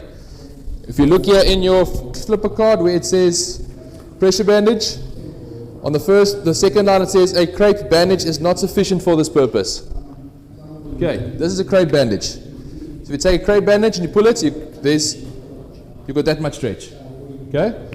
This one is an elasticated bandage. Stretch is that much. Alright, that is not good enough for snake bites. You need a proper bandage. Alright, so this one you can see has got, it's a bit light, I've been using it for 4 years. You can see they've got rectangles on it. See the rectangles printed. Okay, so you pull it, it becomes squares. Okay, at square, that is the correct pressure. Right, put your arm out. Some people might crucify me. I'm an emergency medicine, I don't have time to play. Do you put the bandage from here up or from here down?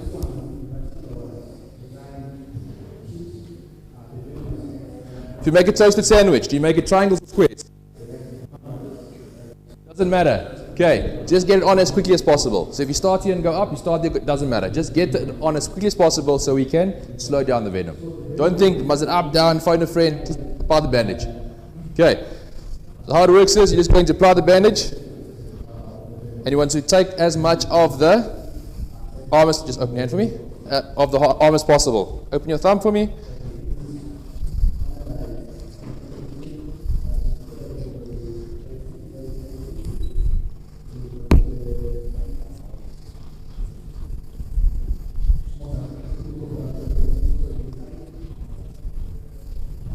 Okay, once again, not over the clothing, going to go on the skin, all the way to the top.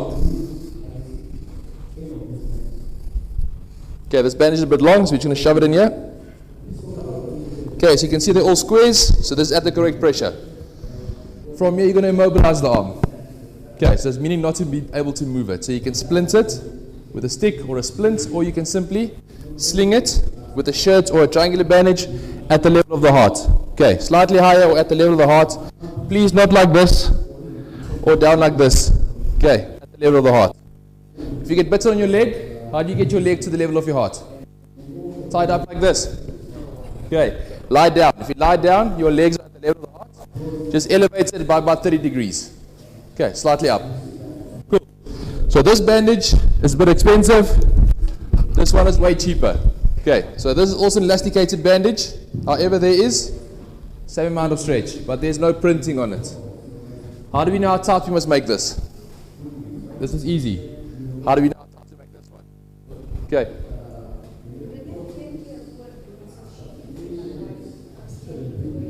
Cool. Let's just get this thing finished quickly because I don't want to run out of time, and then we'll do it again. Cool.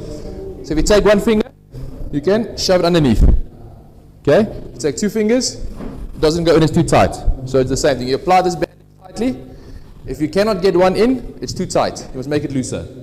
If you get one in, good. If you get two in, it's too loose. You must reapply tighter. All right. Cool. Let's take this one off quickly. Just keep your arm straight. Don't move your arm.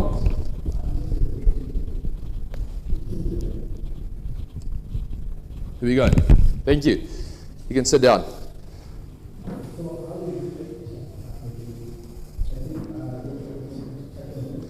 Okay, so why did I say you must apply the tourniquet for black mambas, and this is just guidance? There was research done. They took 76 medical professionals and they tried to see how effective the bandage they could apply it. And on the 6th attempt, they only got it right.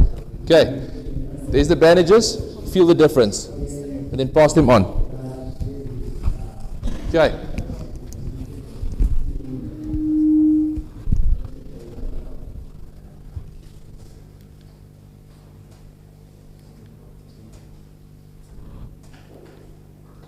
Okay, so there's the tourniquet. There's the bandage we just did. Snouted cobras and wrinkles. Please do not apply tourniquet. I've got 2 minutes left. You can make it quick. Okay. Snouted cobras and wrinkles. No tourniquet. Only doing pressure bandages. Alright? What do we do for puff adder bites? Immobilize. Take to hospital. No tight bandages. No tourniquets. Worm slung. No cutting. Worm slung bite. Immobilize, transport. No tourniquets and pressure bandages. Okay. Venom in the eyes, just quickly. How do we treat venom in the eyes? What can we wash it with? Hey? What can we use to wash eyes with? Water? Okay, anything that won't burn your eyes. Water, milk, urine, tea, coffee, anything that won't burn your eyes. Get it out. Okay, as quickly as possible. Urine is last. There's nothing else. Last option. Okay. Okay. Blind comparing to infection. We should treat the infection. If you are blind in your face, standing like this, and your friend is to pee in your face, not so nice. Okay. Urine last. Use water. Okay. And then cover the eyes because they are light sensitive. You're going to go outside for a demonstration with Chris. When you're done, you're going to come back and we're going to do CPR quickly. Right, so everybody, you go out the door, far right, and past the buildings outside, and then you'll see in the toilets and like this open area under the roof. Young and no. Let's go have a look at it. Young and no. You're going to do handling, yeah. So right on the far, past the main venue at the side that they're doing handling. They're going to come back and we're going to do CPR here.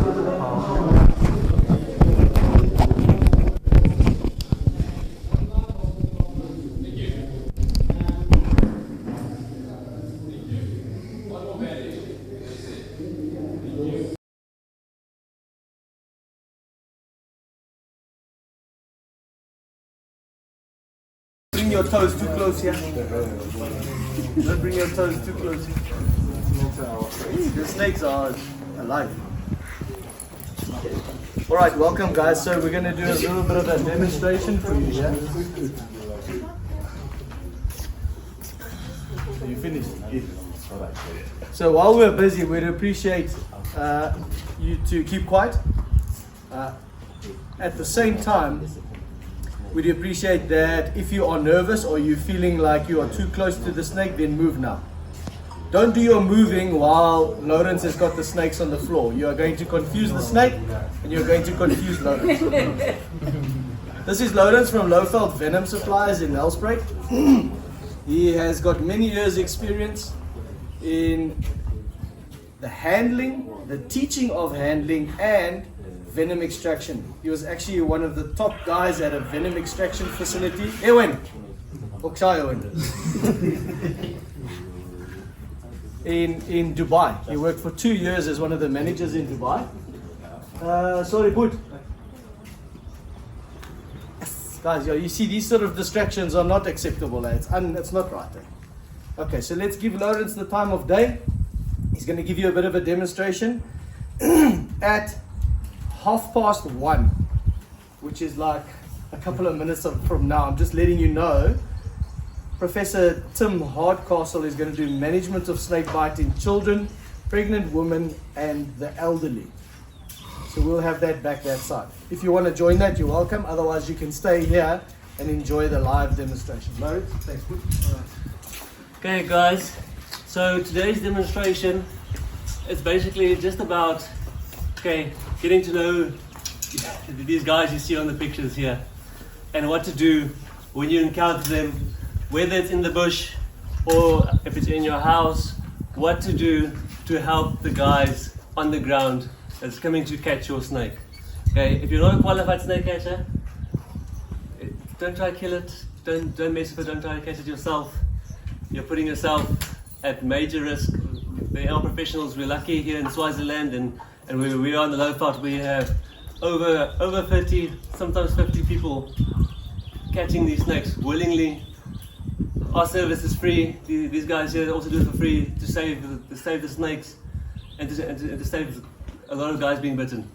And guys, I'm going to talk about what to do and all that first, because when the snakes are out, everyone focuses on the snakes. And we're going to learn something here today. And when are you the safest from a snake? And when are you least safe? Does anyone know? You are safe when you know where it is, when you see it. Because when you see it, then you know, I'm not going to be there. Okay. Because the danger comes in when you don't see it. Because you don't know where it is. You put your hand under the bed, or you sleep in the bed and you get tagged. Or you walk, and you don't look where you're walking, and you get tagged. That's when most people get bitten, or when they try and pick it up, or kill the snake, or try and catch the snake. That's when the most people get bitten, guys. And what is a safe distance from a snake? Any snake. If you walk in the bush, puff adder, right here. How far do you need to be safe? About just more than a meter, eh? More than a meter. Most your fast-moving snakes, your mambas, your cobras, you won't even get in between a meter unless you really startle it. They'll be off. They'll have seen you, or when you step next to them, they'll be gone. Other shot. Puff adder will stay there. Why? What is he thinking? He's thinking, if I don't move, you can't see me. And I'll demonstrate that for you guys now. So the first snake I'll take out now is the puff adder. But I assume you guys coming from the awareness talk should know that already.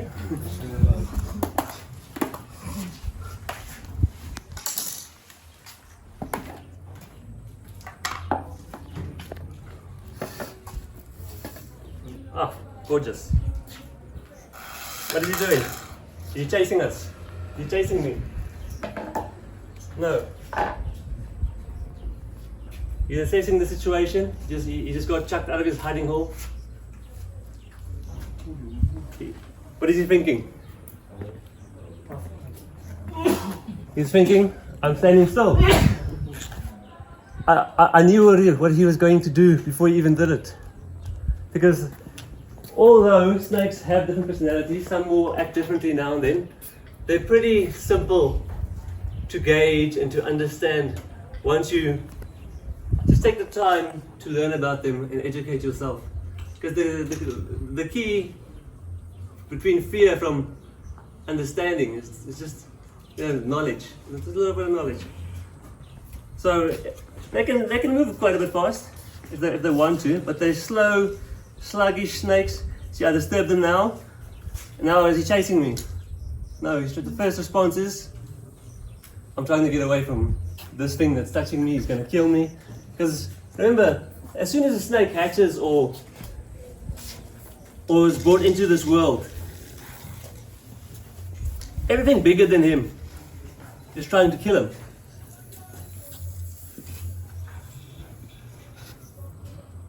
And I'm more than safe. His striking range, should we say about for puff adders, is about the length of his body-ish. That's a stretch. That's if they really wind back and it's a forceful strike. But generally it will be maybe about a quarter of the body, mid-body, depending on the snake. So I'm more than safe. So if you encounter the snake in the bush, if you see him, you're safe. What do you do? Let's say I stay walking in the bush and this is a bit too close. I step. I'm not gonna balega all the way down to Cape Town. No, you stand still, just like he's doing. The same situation, because snakes do not have an outer ear. They have inner ear, so they can't hear any airborne sounds. So you can yell until your face is blue. That's fine. Yell it out. But they feel vibrations and more importantly, they react on movement, because they can't see that lekker. It's more your boomslang and your twig snakes that are in trees that need to see chameleons, and they have the vision. But your mambas and your cobras and all that stuff focus on movement. So if you're going to be sporadic in your movements and move very quickly, it's going to react very quickly. It's going to be like, oh, this thing's trying to kill me. That's why it's moving so fast. Because what do birds of prey do? They swoop down quickly onto him. So he can't distinguish if it's a person. He doesn't know yet what it is. So just slowly assess, and then you can take a step back, just like I did. Very slowly. The snakes are very reluctant to bite. They don't want to waste their venom on something that they can't eat. Okay, guys. So you're feeling a bit better if you were to encounter one of these guys in the bush? You don't be too worried about these guys. Okay, now what do you do if he's in your house? If you walk there and he's there on the stoop or in your bedroom? What do you do? You keep an eye on him, because that's where you're the safest, when you know where he is and you have safe distance, 2 meters, 1.5 meters, 3, 4 meters, 5 meters if you want. But as long as you can gauge what he's doing, where he's going. But if he's in your room or a place where you're sure he can't get out, even if mambas and stuff like that, close the door. You can put a towel there. When we go around the house, close the window.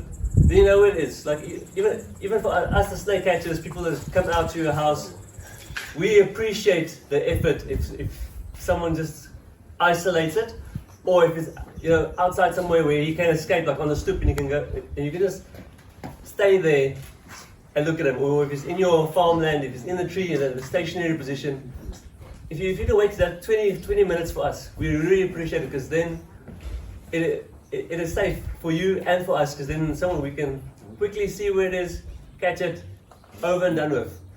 The problem comes where you don't know where it is, and you run away, you're not sure if it's still there. 90% of the time, they're out of there, but you didn't tell someone, and a kid or someone walks past or doesn't know there was a snake there and gets bitten, unfortunately. So even though it is sometimes stressful, this is to show you, if you are 4 meters away, they will not chase you, they will not run after you. You'll be more than safe. And I'll show you, especially now, we're going to a bit of a faster moving snakes, you'll see what I'm talking about. They'll respond differently. Their first instinct is to run the opposite direction. If you get too close, then they'll warn you in their specific way. Any questions about puff adders or anything you guys are wondering about? I have a question. Yes. When do people normally get bitten by them? Under what type of circumstances? Circumstances, like in the cities and in houses and stuff like that, is more like, you know, you reach for the firewood and you accidentally grab them or something like that. But most incidents, I would say, or snake handlers like myself, you doing extraction, or these bush jockeys, you know, driving their game vehicle and say, look at this puff adder, I'll show you the fangs, and then they get bitten. But mostly people walk.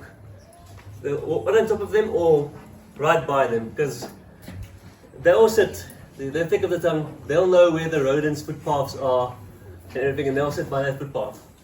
There has been studies done, I think it was Wits or somewhere, where they created and manufactured a foot, you know, stepped on it a couple of times, and there has been video footage of people walking onto puff adders and they don't bite. It's like, sometimes they bite, sometimes they don't bite, it depends on the mood on the day. But also, you know, there's that quick movement that might startle them. But it's mainly when you walk onto them, things like that. And, you know, walking at night, like snake safety, walking at night, always, guys, especially in Africa, torch. As soon as it's a bit dim outside, you can't see that lacquer, always torch on the ground. Be sure where you guys are moving. That's where most people get bitten, because either you're not wearing proper closed shoes or no shoes at all, especially in our rural communities, guys. It's a very good initiative. You know, if you see in your communities there's not, you know, proper footwear and stuff, especially for the kids. You know, sponsor some footwear, have some drives for that. I've seen success, especially in Australia or Papua New Guinea. They did it a lot. Yeah. I have another question. Yes. They look very well camouflaged, so when it's in dry grass, more or less the same color, they're very difficult to see, right? No, they're very difficult to How do see. people normally notice them? Yeah. How do people kind of know that there's something that's not right around? Normally, it's very hard to notice. You won't just notice it unless maybe, I think I was listening to the talk, Oliver's talk yesterday on snake awareness. You're walking in the bush, vibrations. Walk with a stick, tap in front of you. Just every now and then, it's a very good way, because they feel the vibrations, especially if you're walking in places where you might know there might be puff adders. You can't see that well, it's leaf litter, it's not open ground.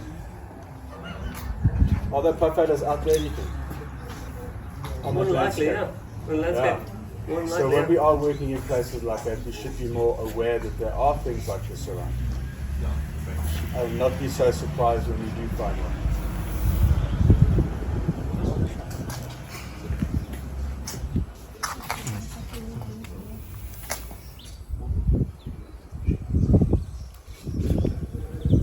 How does the tube work?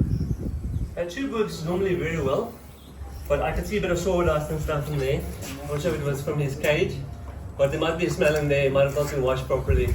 Like I said, like on the tubes will work very well, but if there's a smell in there from maybe a Mozam's big spinning cobra or something, they won't go in there. Because what do Mozams like to eat? Yeah, that's what. Okay, that's everything. People who don't listen. So, they like to eat other snakes. As you can see, he's on the defensive now. He doesn't like that at all. He was very calm, but now all of a sudden someone's bothering him, pushing him into a corner where he doesn't want to be. And you see how quickly that strike was. People very underestimate these snakes because of their slow, they're sluggish, and then classic, hold my beer, check this move, wah, gone. Hospitalization.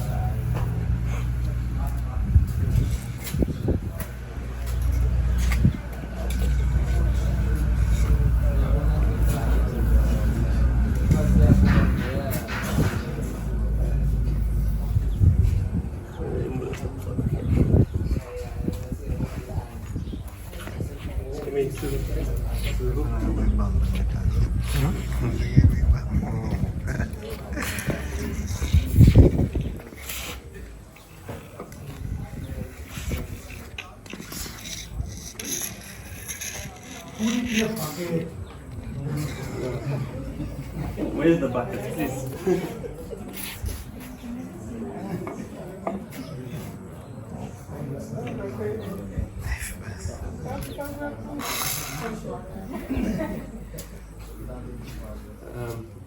Can you give me this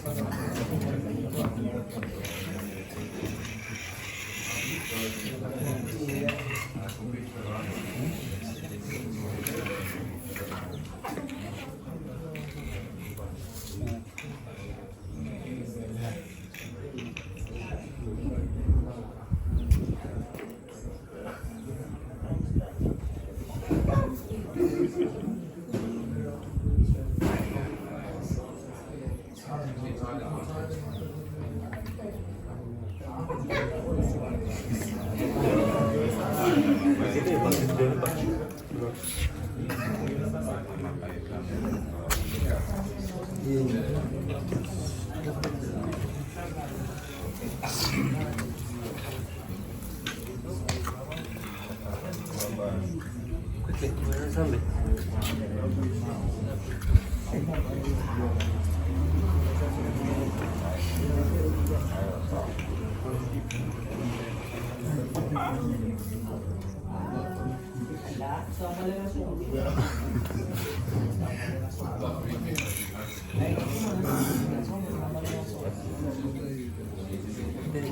Give me a tongue.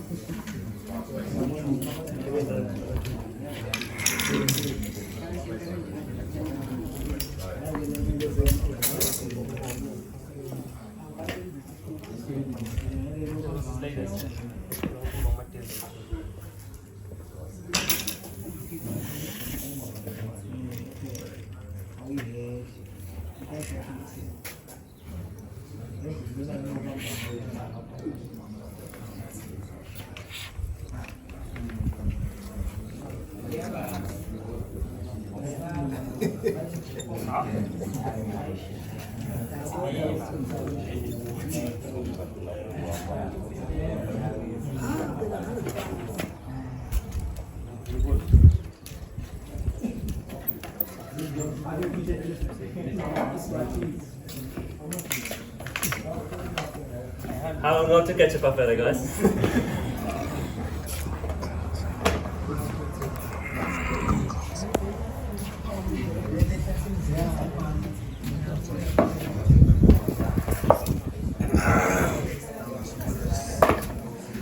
Okay, maybe we can all take a lesson from what just happened. Let's take a lesson.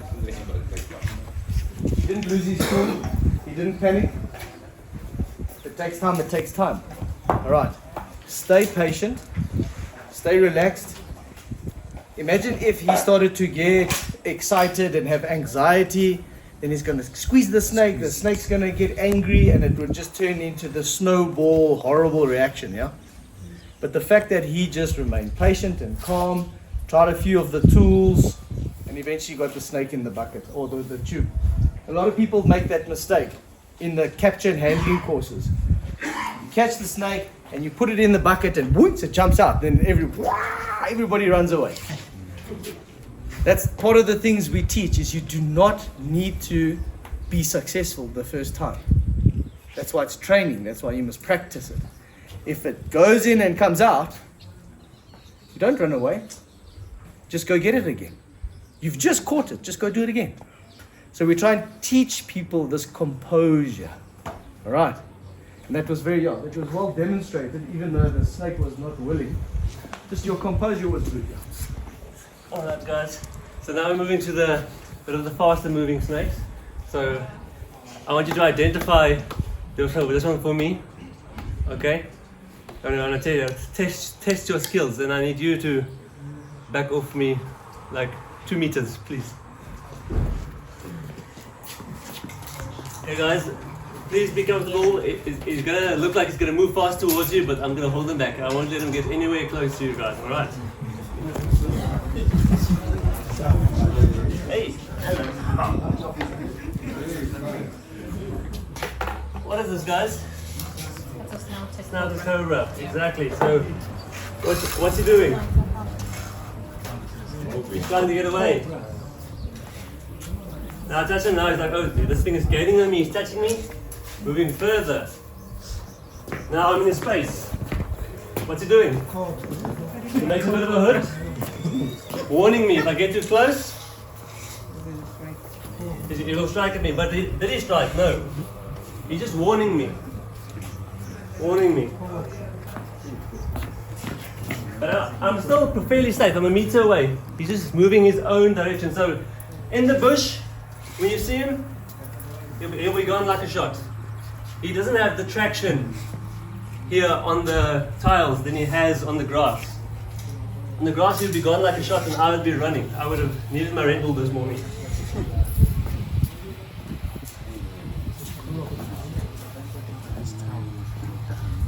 But he's still very calm. You see the tongue flickering?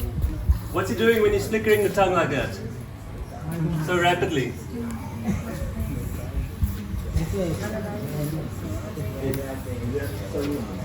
Okay, so snakes. He's trying to assess the situation. He's trying to flicker on what am I smelling? What are these things watching me? Trying to figure it out. It's very easy to tell if a snake is not relaxed. He'll show you by flickering his tongue constantly.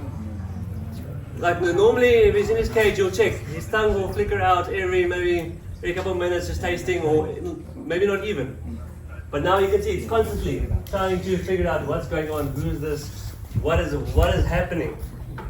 And I don't know if you recognize this one. This one is the angry one that kept biting the glass inside there. But is he still biting? Is he still angry? No, he's not. He doesn't feel cornered. Put in a corner on display. He's outside. He's just like, oh, just leave me alone. I want to go into the bush here. I want to get a nice rat. That's all he wants to do. Any questions on snouted cobras, guys? Anything?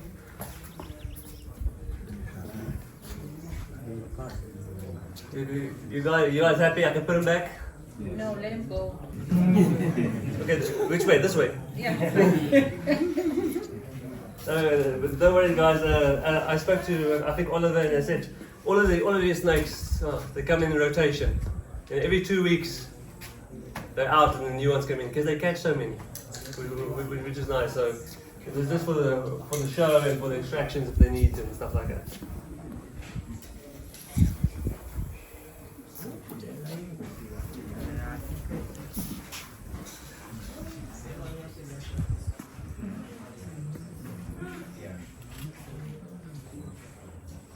There you go, nice hidey hole, and he's off. Enough of this, enough of being put on show.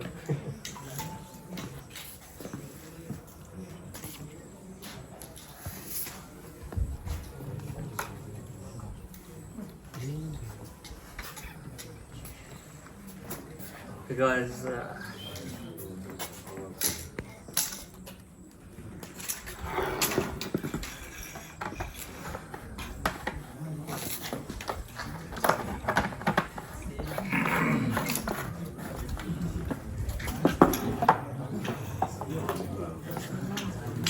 alright guys, now we're gonna dispel some myths quickly for you guys.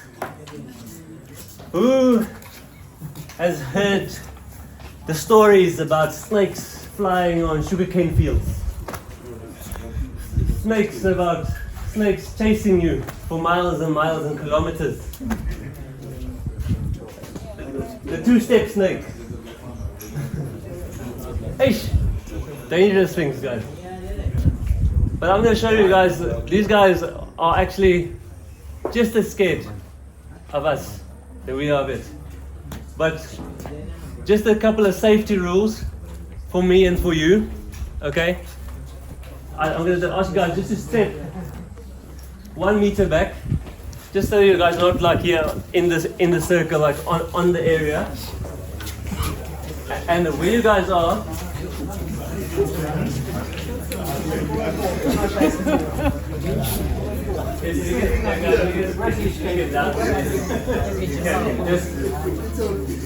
Just for in case, okay?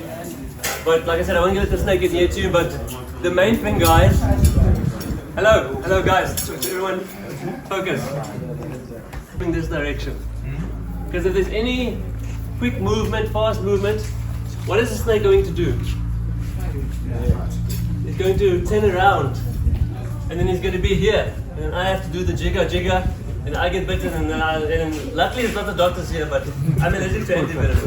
I don't want to get another jobber. All right, I don't want another allergic reaction. Thank you very much. Okay, so are you guys ready? You guys comfortable? Yeah.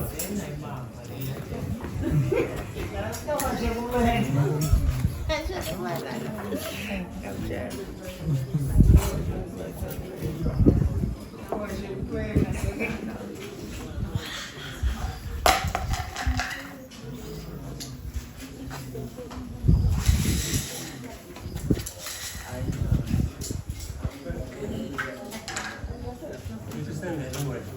Just stand behind me.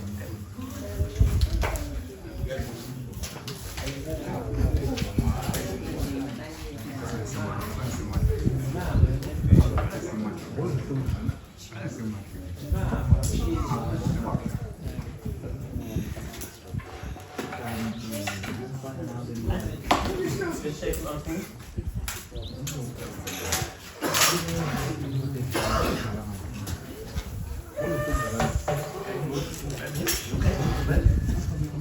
Okay guys, what's he doing? He's assessing the situation. Dangerous bit about one person taking it out like this. He's trying to figure out which way he's going to go. Until he decides, then he's going to go. He sees the bushes, I'm going that way. And then he'll constantly try to move that direction because he thinks it's safe. He's not going to just change direction unless he sees movement or is provoked on that side. So, is he chasing me? No. He's trying to get away. The big dangerous black mamba just trying to get away. Move in front of him, he's moving to the side. He's still moving that direction. So, what a mamba thinks is he knows that direction is safe. He wants to go in that direction. So he'll keep moving to that direction, whether you're in front of him or not. You see, he's still coming. He's still coming because he wants to be here because it's safe. He thinks it's safe. He can move away there. So that's where it comes from, that they chase you. Because he has one direction in mind, and he'll keep going that direction, whether you're in front of him or not. He's not chasing you, he just knows it's safe there. His hiding hole might be there, or he just thinks, there's nice bushes there, I can escape. This tractor, this bike, or whatever, can't get near me if I'm in this tree, in this area.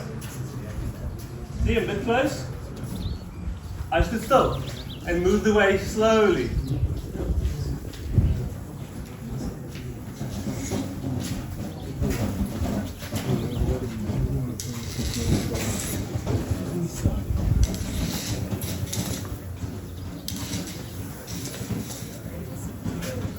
Is the snake black, guys? No, he's about olive grey. He's a bit darkish at the moment, so I take it he's about to shed soon.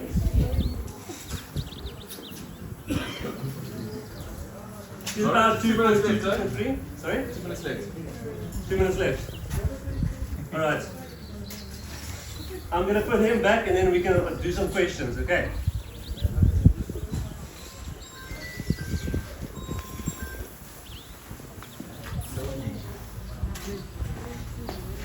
Bring me the tube closer to the middle, please. Let's put down the tube there. So what I'm going to do, to show you how easy it is, just show him the hole. And he's going to go in by himself, one shot. Unless he's like a puppet.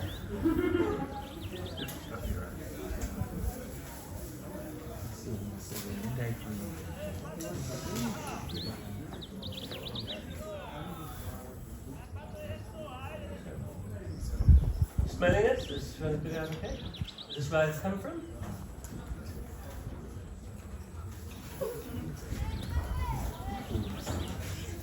Okay, just for the snake catchers watching here, the people that are catching snakes, just take your time. Only if you just have a hook or if you have space or whatever, just take your time. You might not go in first time, but don't panic, you'll go in. Alright.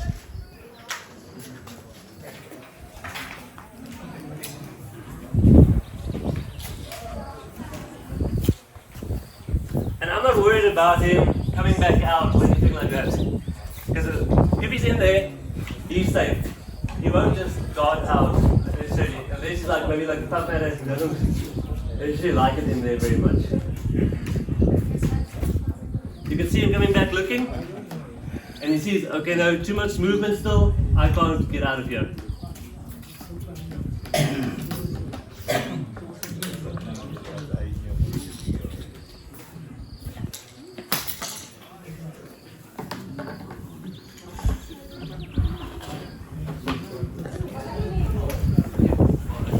Any questions, guys? All good.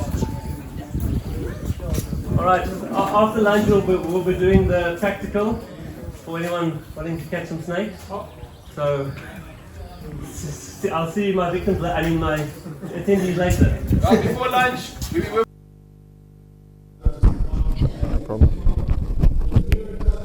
All right. Hi, everyone. Can you hear me? Everyone can hear me? Okay. So my name is Dr. Ryan, or Dr. Ryan Hadaway. I'm working with Dr. Pons. He sadly couldn't make it here today, so I'm just here to give you a very quick talk about spitting snakes and venomophthalmia. So basically what happens and how you can approach if there is venom in the eyes of a patient. Okay. You see this, and this is aimed generally at the general public and what you can do. All right. When to seek help and how to seek help. All right. Okay, so first things first, it's a spray, not a spit. All right. It has quite a vast array of what it can cover. It can cover up to 3 meters, right, in the general facility, all right. And then Dr. Pons has also told me that basically it's a targeted spray, all right. It's a warning mechanism that the snake does not want to bite you. It's their version of warning you. All right. So the case report that has been displayed here is just that sometimes you do not see the snake. All right. It's obvious if you see a large snake that's sitting up and spraying at you, classical history, but it can also look a little bit different. So this was of a community volunteer that went to just use the long drop at night. All right. Reached to the toilet paper and all of a sudden found an incredibly burning sensation in both eyes. All right. Sometimes later that evening found out that there was a wrinkles in this vicinity. All right. But what I want to drive home today is that venom in the eyes, for the most part, is mild. All right. Most cases will be uncomplicated, and there will be no problems later on. Okay. So just a few useful facts. We've spoken about this. All right. It's a warning mechanism, aims at faces. All right, and can spray up to 3 meters. It's got a cocktail of toxins in it, so you're going to have a very unhappy eye. Okay. So basically, the mechanism. This is just showing the anatomy of the actual fangs and what produces that spray. Right. So the most common causes, or basically the main culprits, is the Mfeti that they've been speaking about, the Mozambican spitting cobra, and the wrinkles. Okay. So you're going to have a very unhappy red eye, difficult to open the eye, all right, sensitivity to light, all right, can have surrounding swelling, but the surrounding swelling around the eyes is generally quite mild. Okay. The thing that I want to focus on here, it's generally quite short-lived, about 1 to 4 hours, all right, after the onset, all right, and generally quite self-limiting. This is the main focus, all right. So what do you do, all right, if you're in this situation? Okay. So first things first, please remove affected clothing, glasses, anything that can cause you to re-envenomate the eye, all right. Thereafter is irrigate. Cannot stress this enough. But what does good irrigation mean? Okay, so good irrigation, if you are in a home setting, all right, you're out of a clinical setting, is clean water, all right? Not anything else, just water, all right? Thorough irrigation for up to 15 minutes, 15 to 30 minutes, all right? Trying to make sure that the water flushes out the entire eye front as well as underneath the eyelids. All right. If it's incredibly painful, the patient's not cooperating with you, you can't get a good flush out, regardless, it is better that you seek medical care. If you're far away from a water source, water's infected, any other concerns, seek care quickly. All right. But this is the most important thing. If you're in a more medical setting, or if you have access to local anesthetic drops, you can put them in the eye. It's a false rumor that it will actually worsen the burn. All right, it's not true. Give some analgesia, make sure you can get the washing in. If the patient's at a healthcare facility, normal saline is appropriate. I'll speak more about specifically that in the medical setting next door. All right, for those that are interested, what you can do in a more medical setting, you can chat to me afterwards. This is just a general public. And then after that, all right, there is no antivenom needed for this condition. All right. Generally, the eyes will just be given an antibiotic ointment. The ointment is basically just to allow the eye to heal with time, prevent secondary bacterial infection. Most cases, about a day or two, eyes looking better, no real side effects later on, just a little bit of discomfort in the eye, can last up to about a week to 2 weeks, some sensitivity. All right. So complications, when to seek healthcare, all right.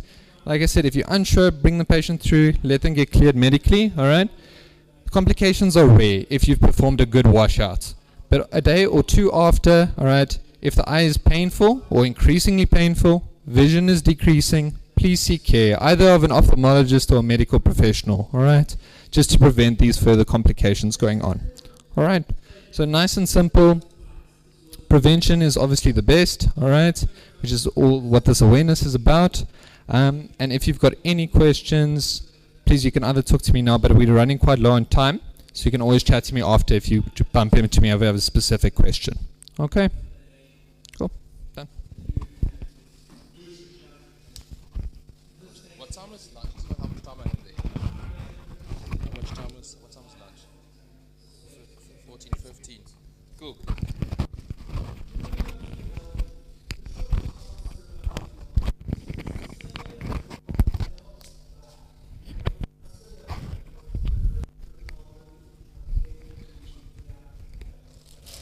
Okay, so we're just going to do CPR very quickly. We've got 8 minutes until lunch, so I'm just going to do a very quick compressed version. I'll ask you volunteers just now. What does CPR stand for?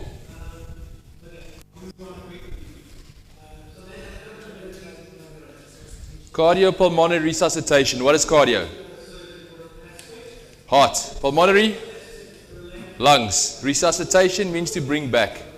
So we're bringing back the heart and the lungs. That's what CPR mean. Okay, so in Eswatini, where there's a lot of black mambas, cardiac arrest is a real scenario before the ambulance and stuff arrive.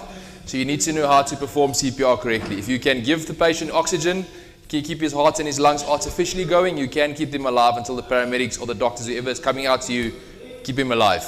Okay, so CPR, where do we check for a pulse? In the neck. Okay, show me. Okay, not there. I was looking for that. Right, take your finger, put it on your Adam's apple, in the center. Then just go down, either left or right. You'll feel the pulse there. Okay, not your thumbs. These fingers. You've got a pulse in your thumb. So use these fingers. Cool. The guys at the back maybe want to stand up so you can see in the front. The guys in the front just keep sitting down. Okay, so here's your doll. What you're going to do is we're going to check for a response. Hello, hello, hello. No response. Okay, then we're going to feel for the pulse. Okay, you guys got your cards? Go to unconscious patient. We'll follow those while I explain. Just borrow me this one quickly. So this one that says unconscious at the top. That's your CPR protocol. CPR for snakes is the same for heart attacks, the same for drowning, is the same for car accidents, the same CPR. Alright, so you see at the top it says pulse present with a question mark. That's we at the moment. Okay, so pulse present, no pulse. Okay, so what we do is we're going to expose the chest. You don't do CPR on top of clothing. Going to take a CPR mouthpiece, pass a couple around for the guys never done CPR. There's one for you, there's one for you. Just going to chuck them so you can see what I'm talking about. Sorry, just pass there. Cool. So we take it out of the bag.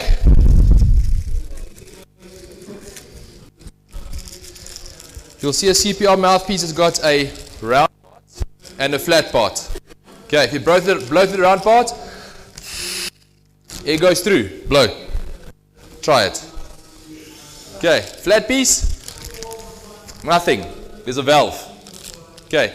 So this is a barrier device so that you do not get vomit from the patient in your mouth or any other diseases. Okay, it's to protect you from your patient. If you don't have this, don't put your lips on another patient unless it's family. You don't want to get diseases. Okay. So you check for the pulse, no pulse, you insert the plastic into the mouth. Then you're going to find on the nipple line on the center of the chest. So right in the center there. Take one hand, other hand through it, and you lift it up. So you're only doing CPR with that piece of your hand, not your whole hand. Alright, so on the center, lift it up. Straight over the patient, arm straight, and you press down 30 compressions. Right, 1, 2, 3, 4, 5, 6, 7, 8, 9, 10, 11, 30. Okay, 30 compressions, close the nose, close the mouth, open the airway. Do this, take a breath. Do this, take a breath. Okay, this is easier. That's where you open up the airway. Right, so 1, 2, 3, 4, 5. Okay, 30 compressions and 2 breaths, 1 cycle. We're doing 5 cycles, so 30 compressions, 2 breaths. 30 compressions, 2 breaths. We'll do a whole practice right now. I'm just explaining quickly. Okay, after 5 cycles, where do we go to on your charts? What does it say after 2 minutes CPR? Where does the arrow go?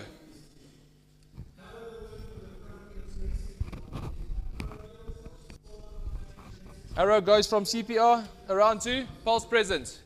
Do you guys all see that? Right. CPR, don't think, follow the arrows. Very simple. Cool. Check for the pulse. No pulse, we go back to CPR. We do CPR again until we find a pulse. Okay, when we find a pulse, where does the arrow go to? Says breathing present. Okay, check for breathing. Remove this. There's a one-way valve. You're not going to hear it. Look, listen, feel. Hand on the chest, ear over the mouth. Look at your hand. Okay, you're looking for air, listening for air, feeling for air. Look, listen, feel for 10 seconds. If there's nothing, we go to rescue breathing. We place this back and we're simply just doing 1, 2, 3, 4, 5.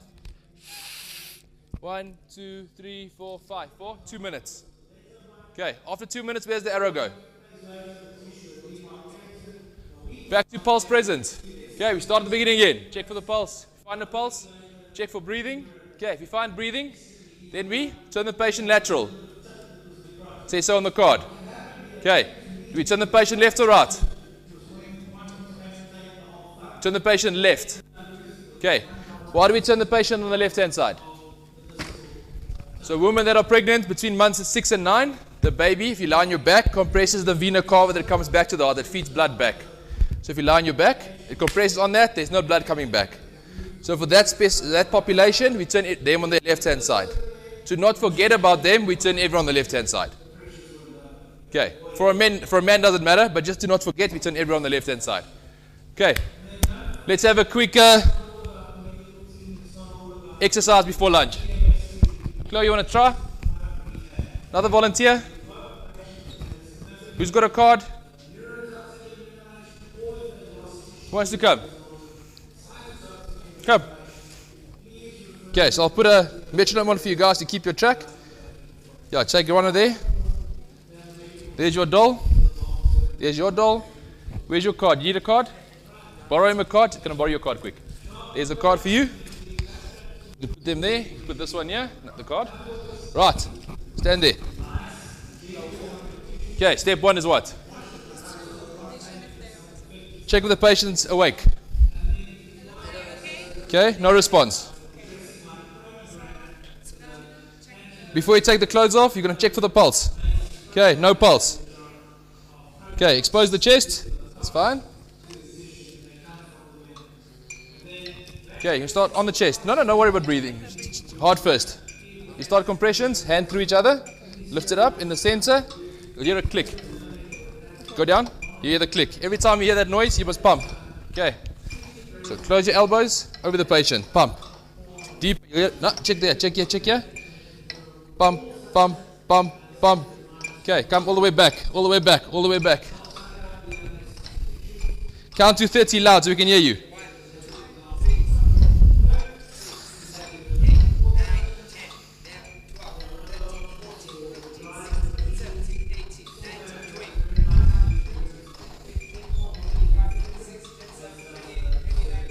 Okay, pinch the nose, Close around put your hand close around. On the plastic, open the airway. Just open a little bit more. 1, 2, 3, 4, 5. Okay, second breath. Give a second breath. Back on the chest. Go. Cycle 2.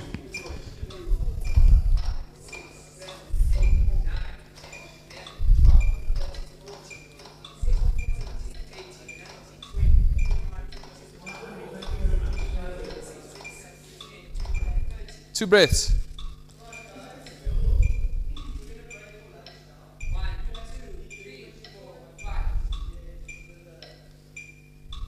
Okay, back on the chest. Cycle 3.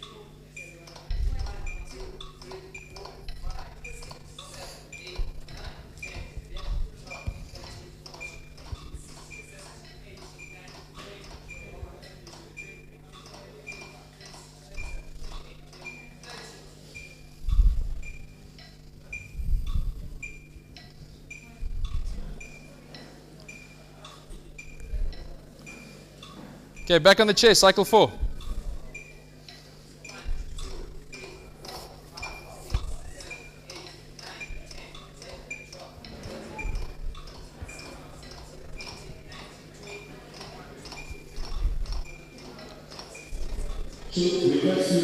Two breaths.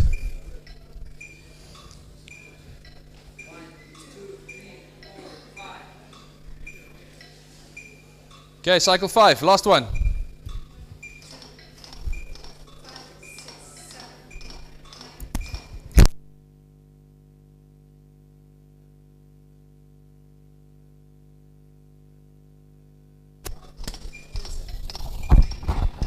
Okay, now we're going to check for a pulse. Check for a pulse. Pulse is present. What's next? Where does the arrow go to? Breathing. Okay, remove the plastic. They can't breathe through the valve. 100%. Put your ear over the mouth. Your right hand on the chest. Your left hand on the chest. You're looking at your hand. So look at your hand. So you're listening for air. You're looking for air entry, and you're checking for chest rise. Okay, 10 seconds. Nothing. Put the plastic back in the mouth. So you're just doing breathing now. You're not doing CPR anymore.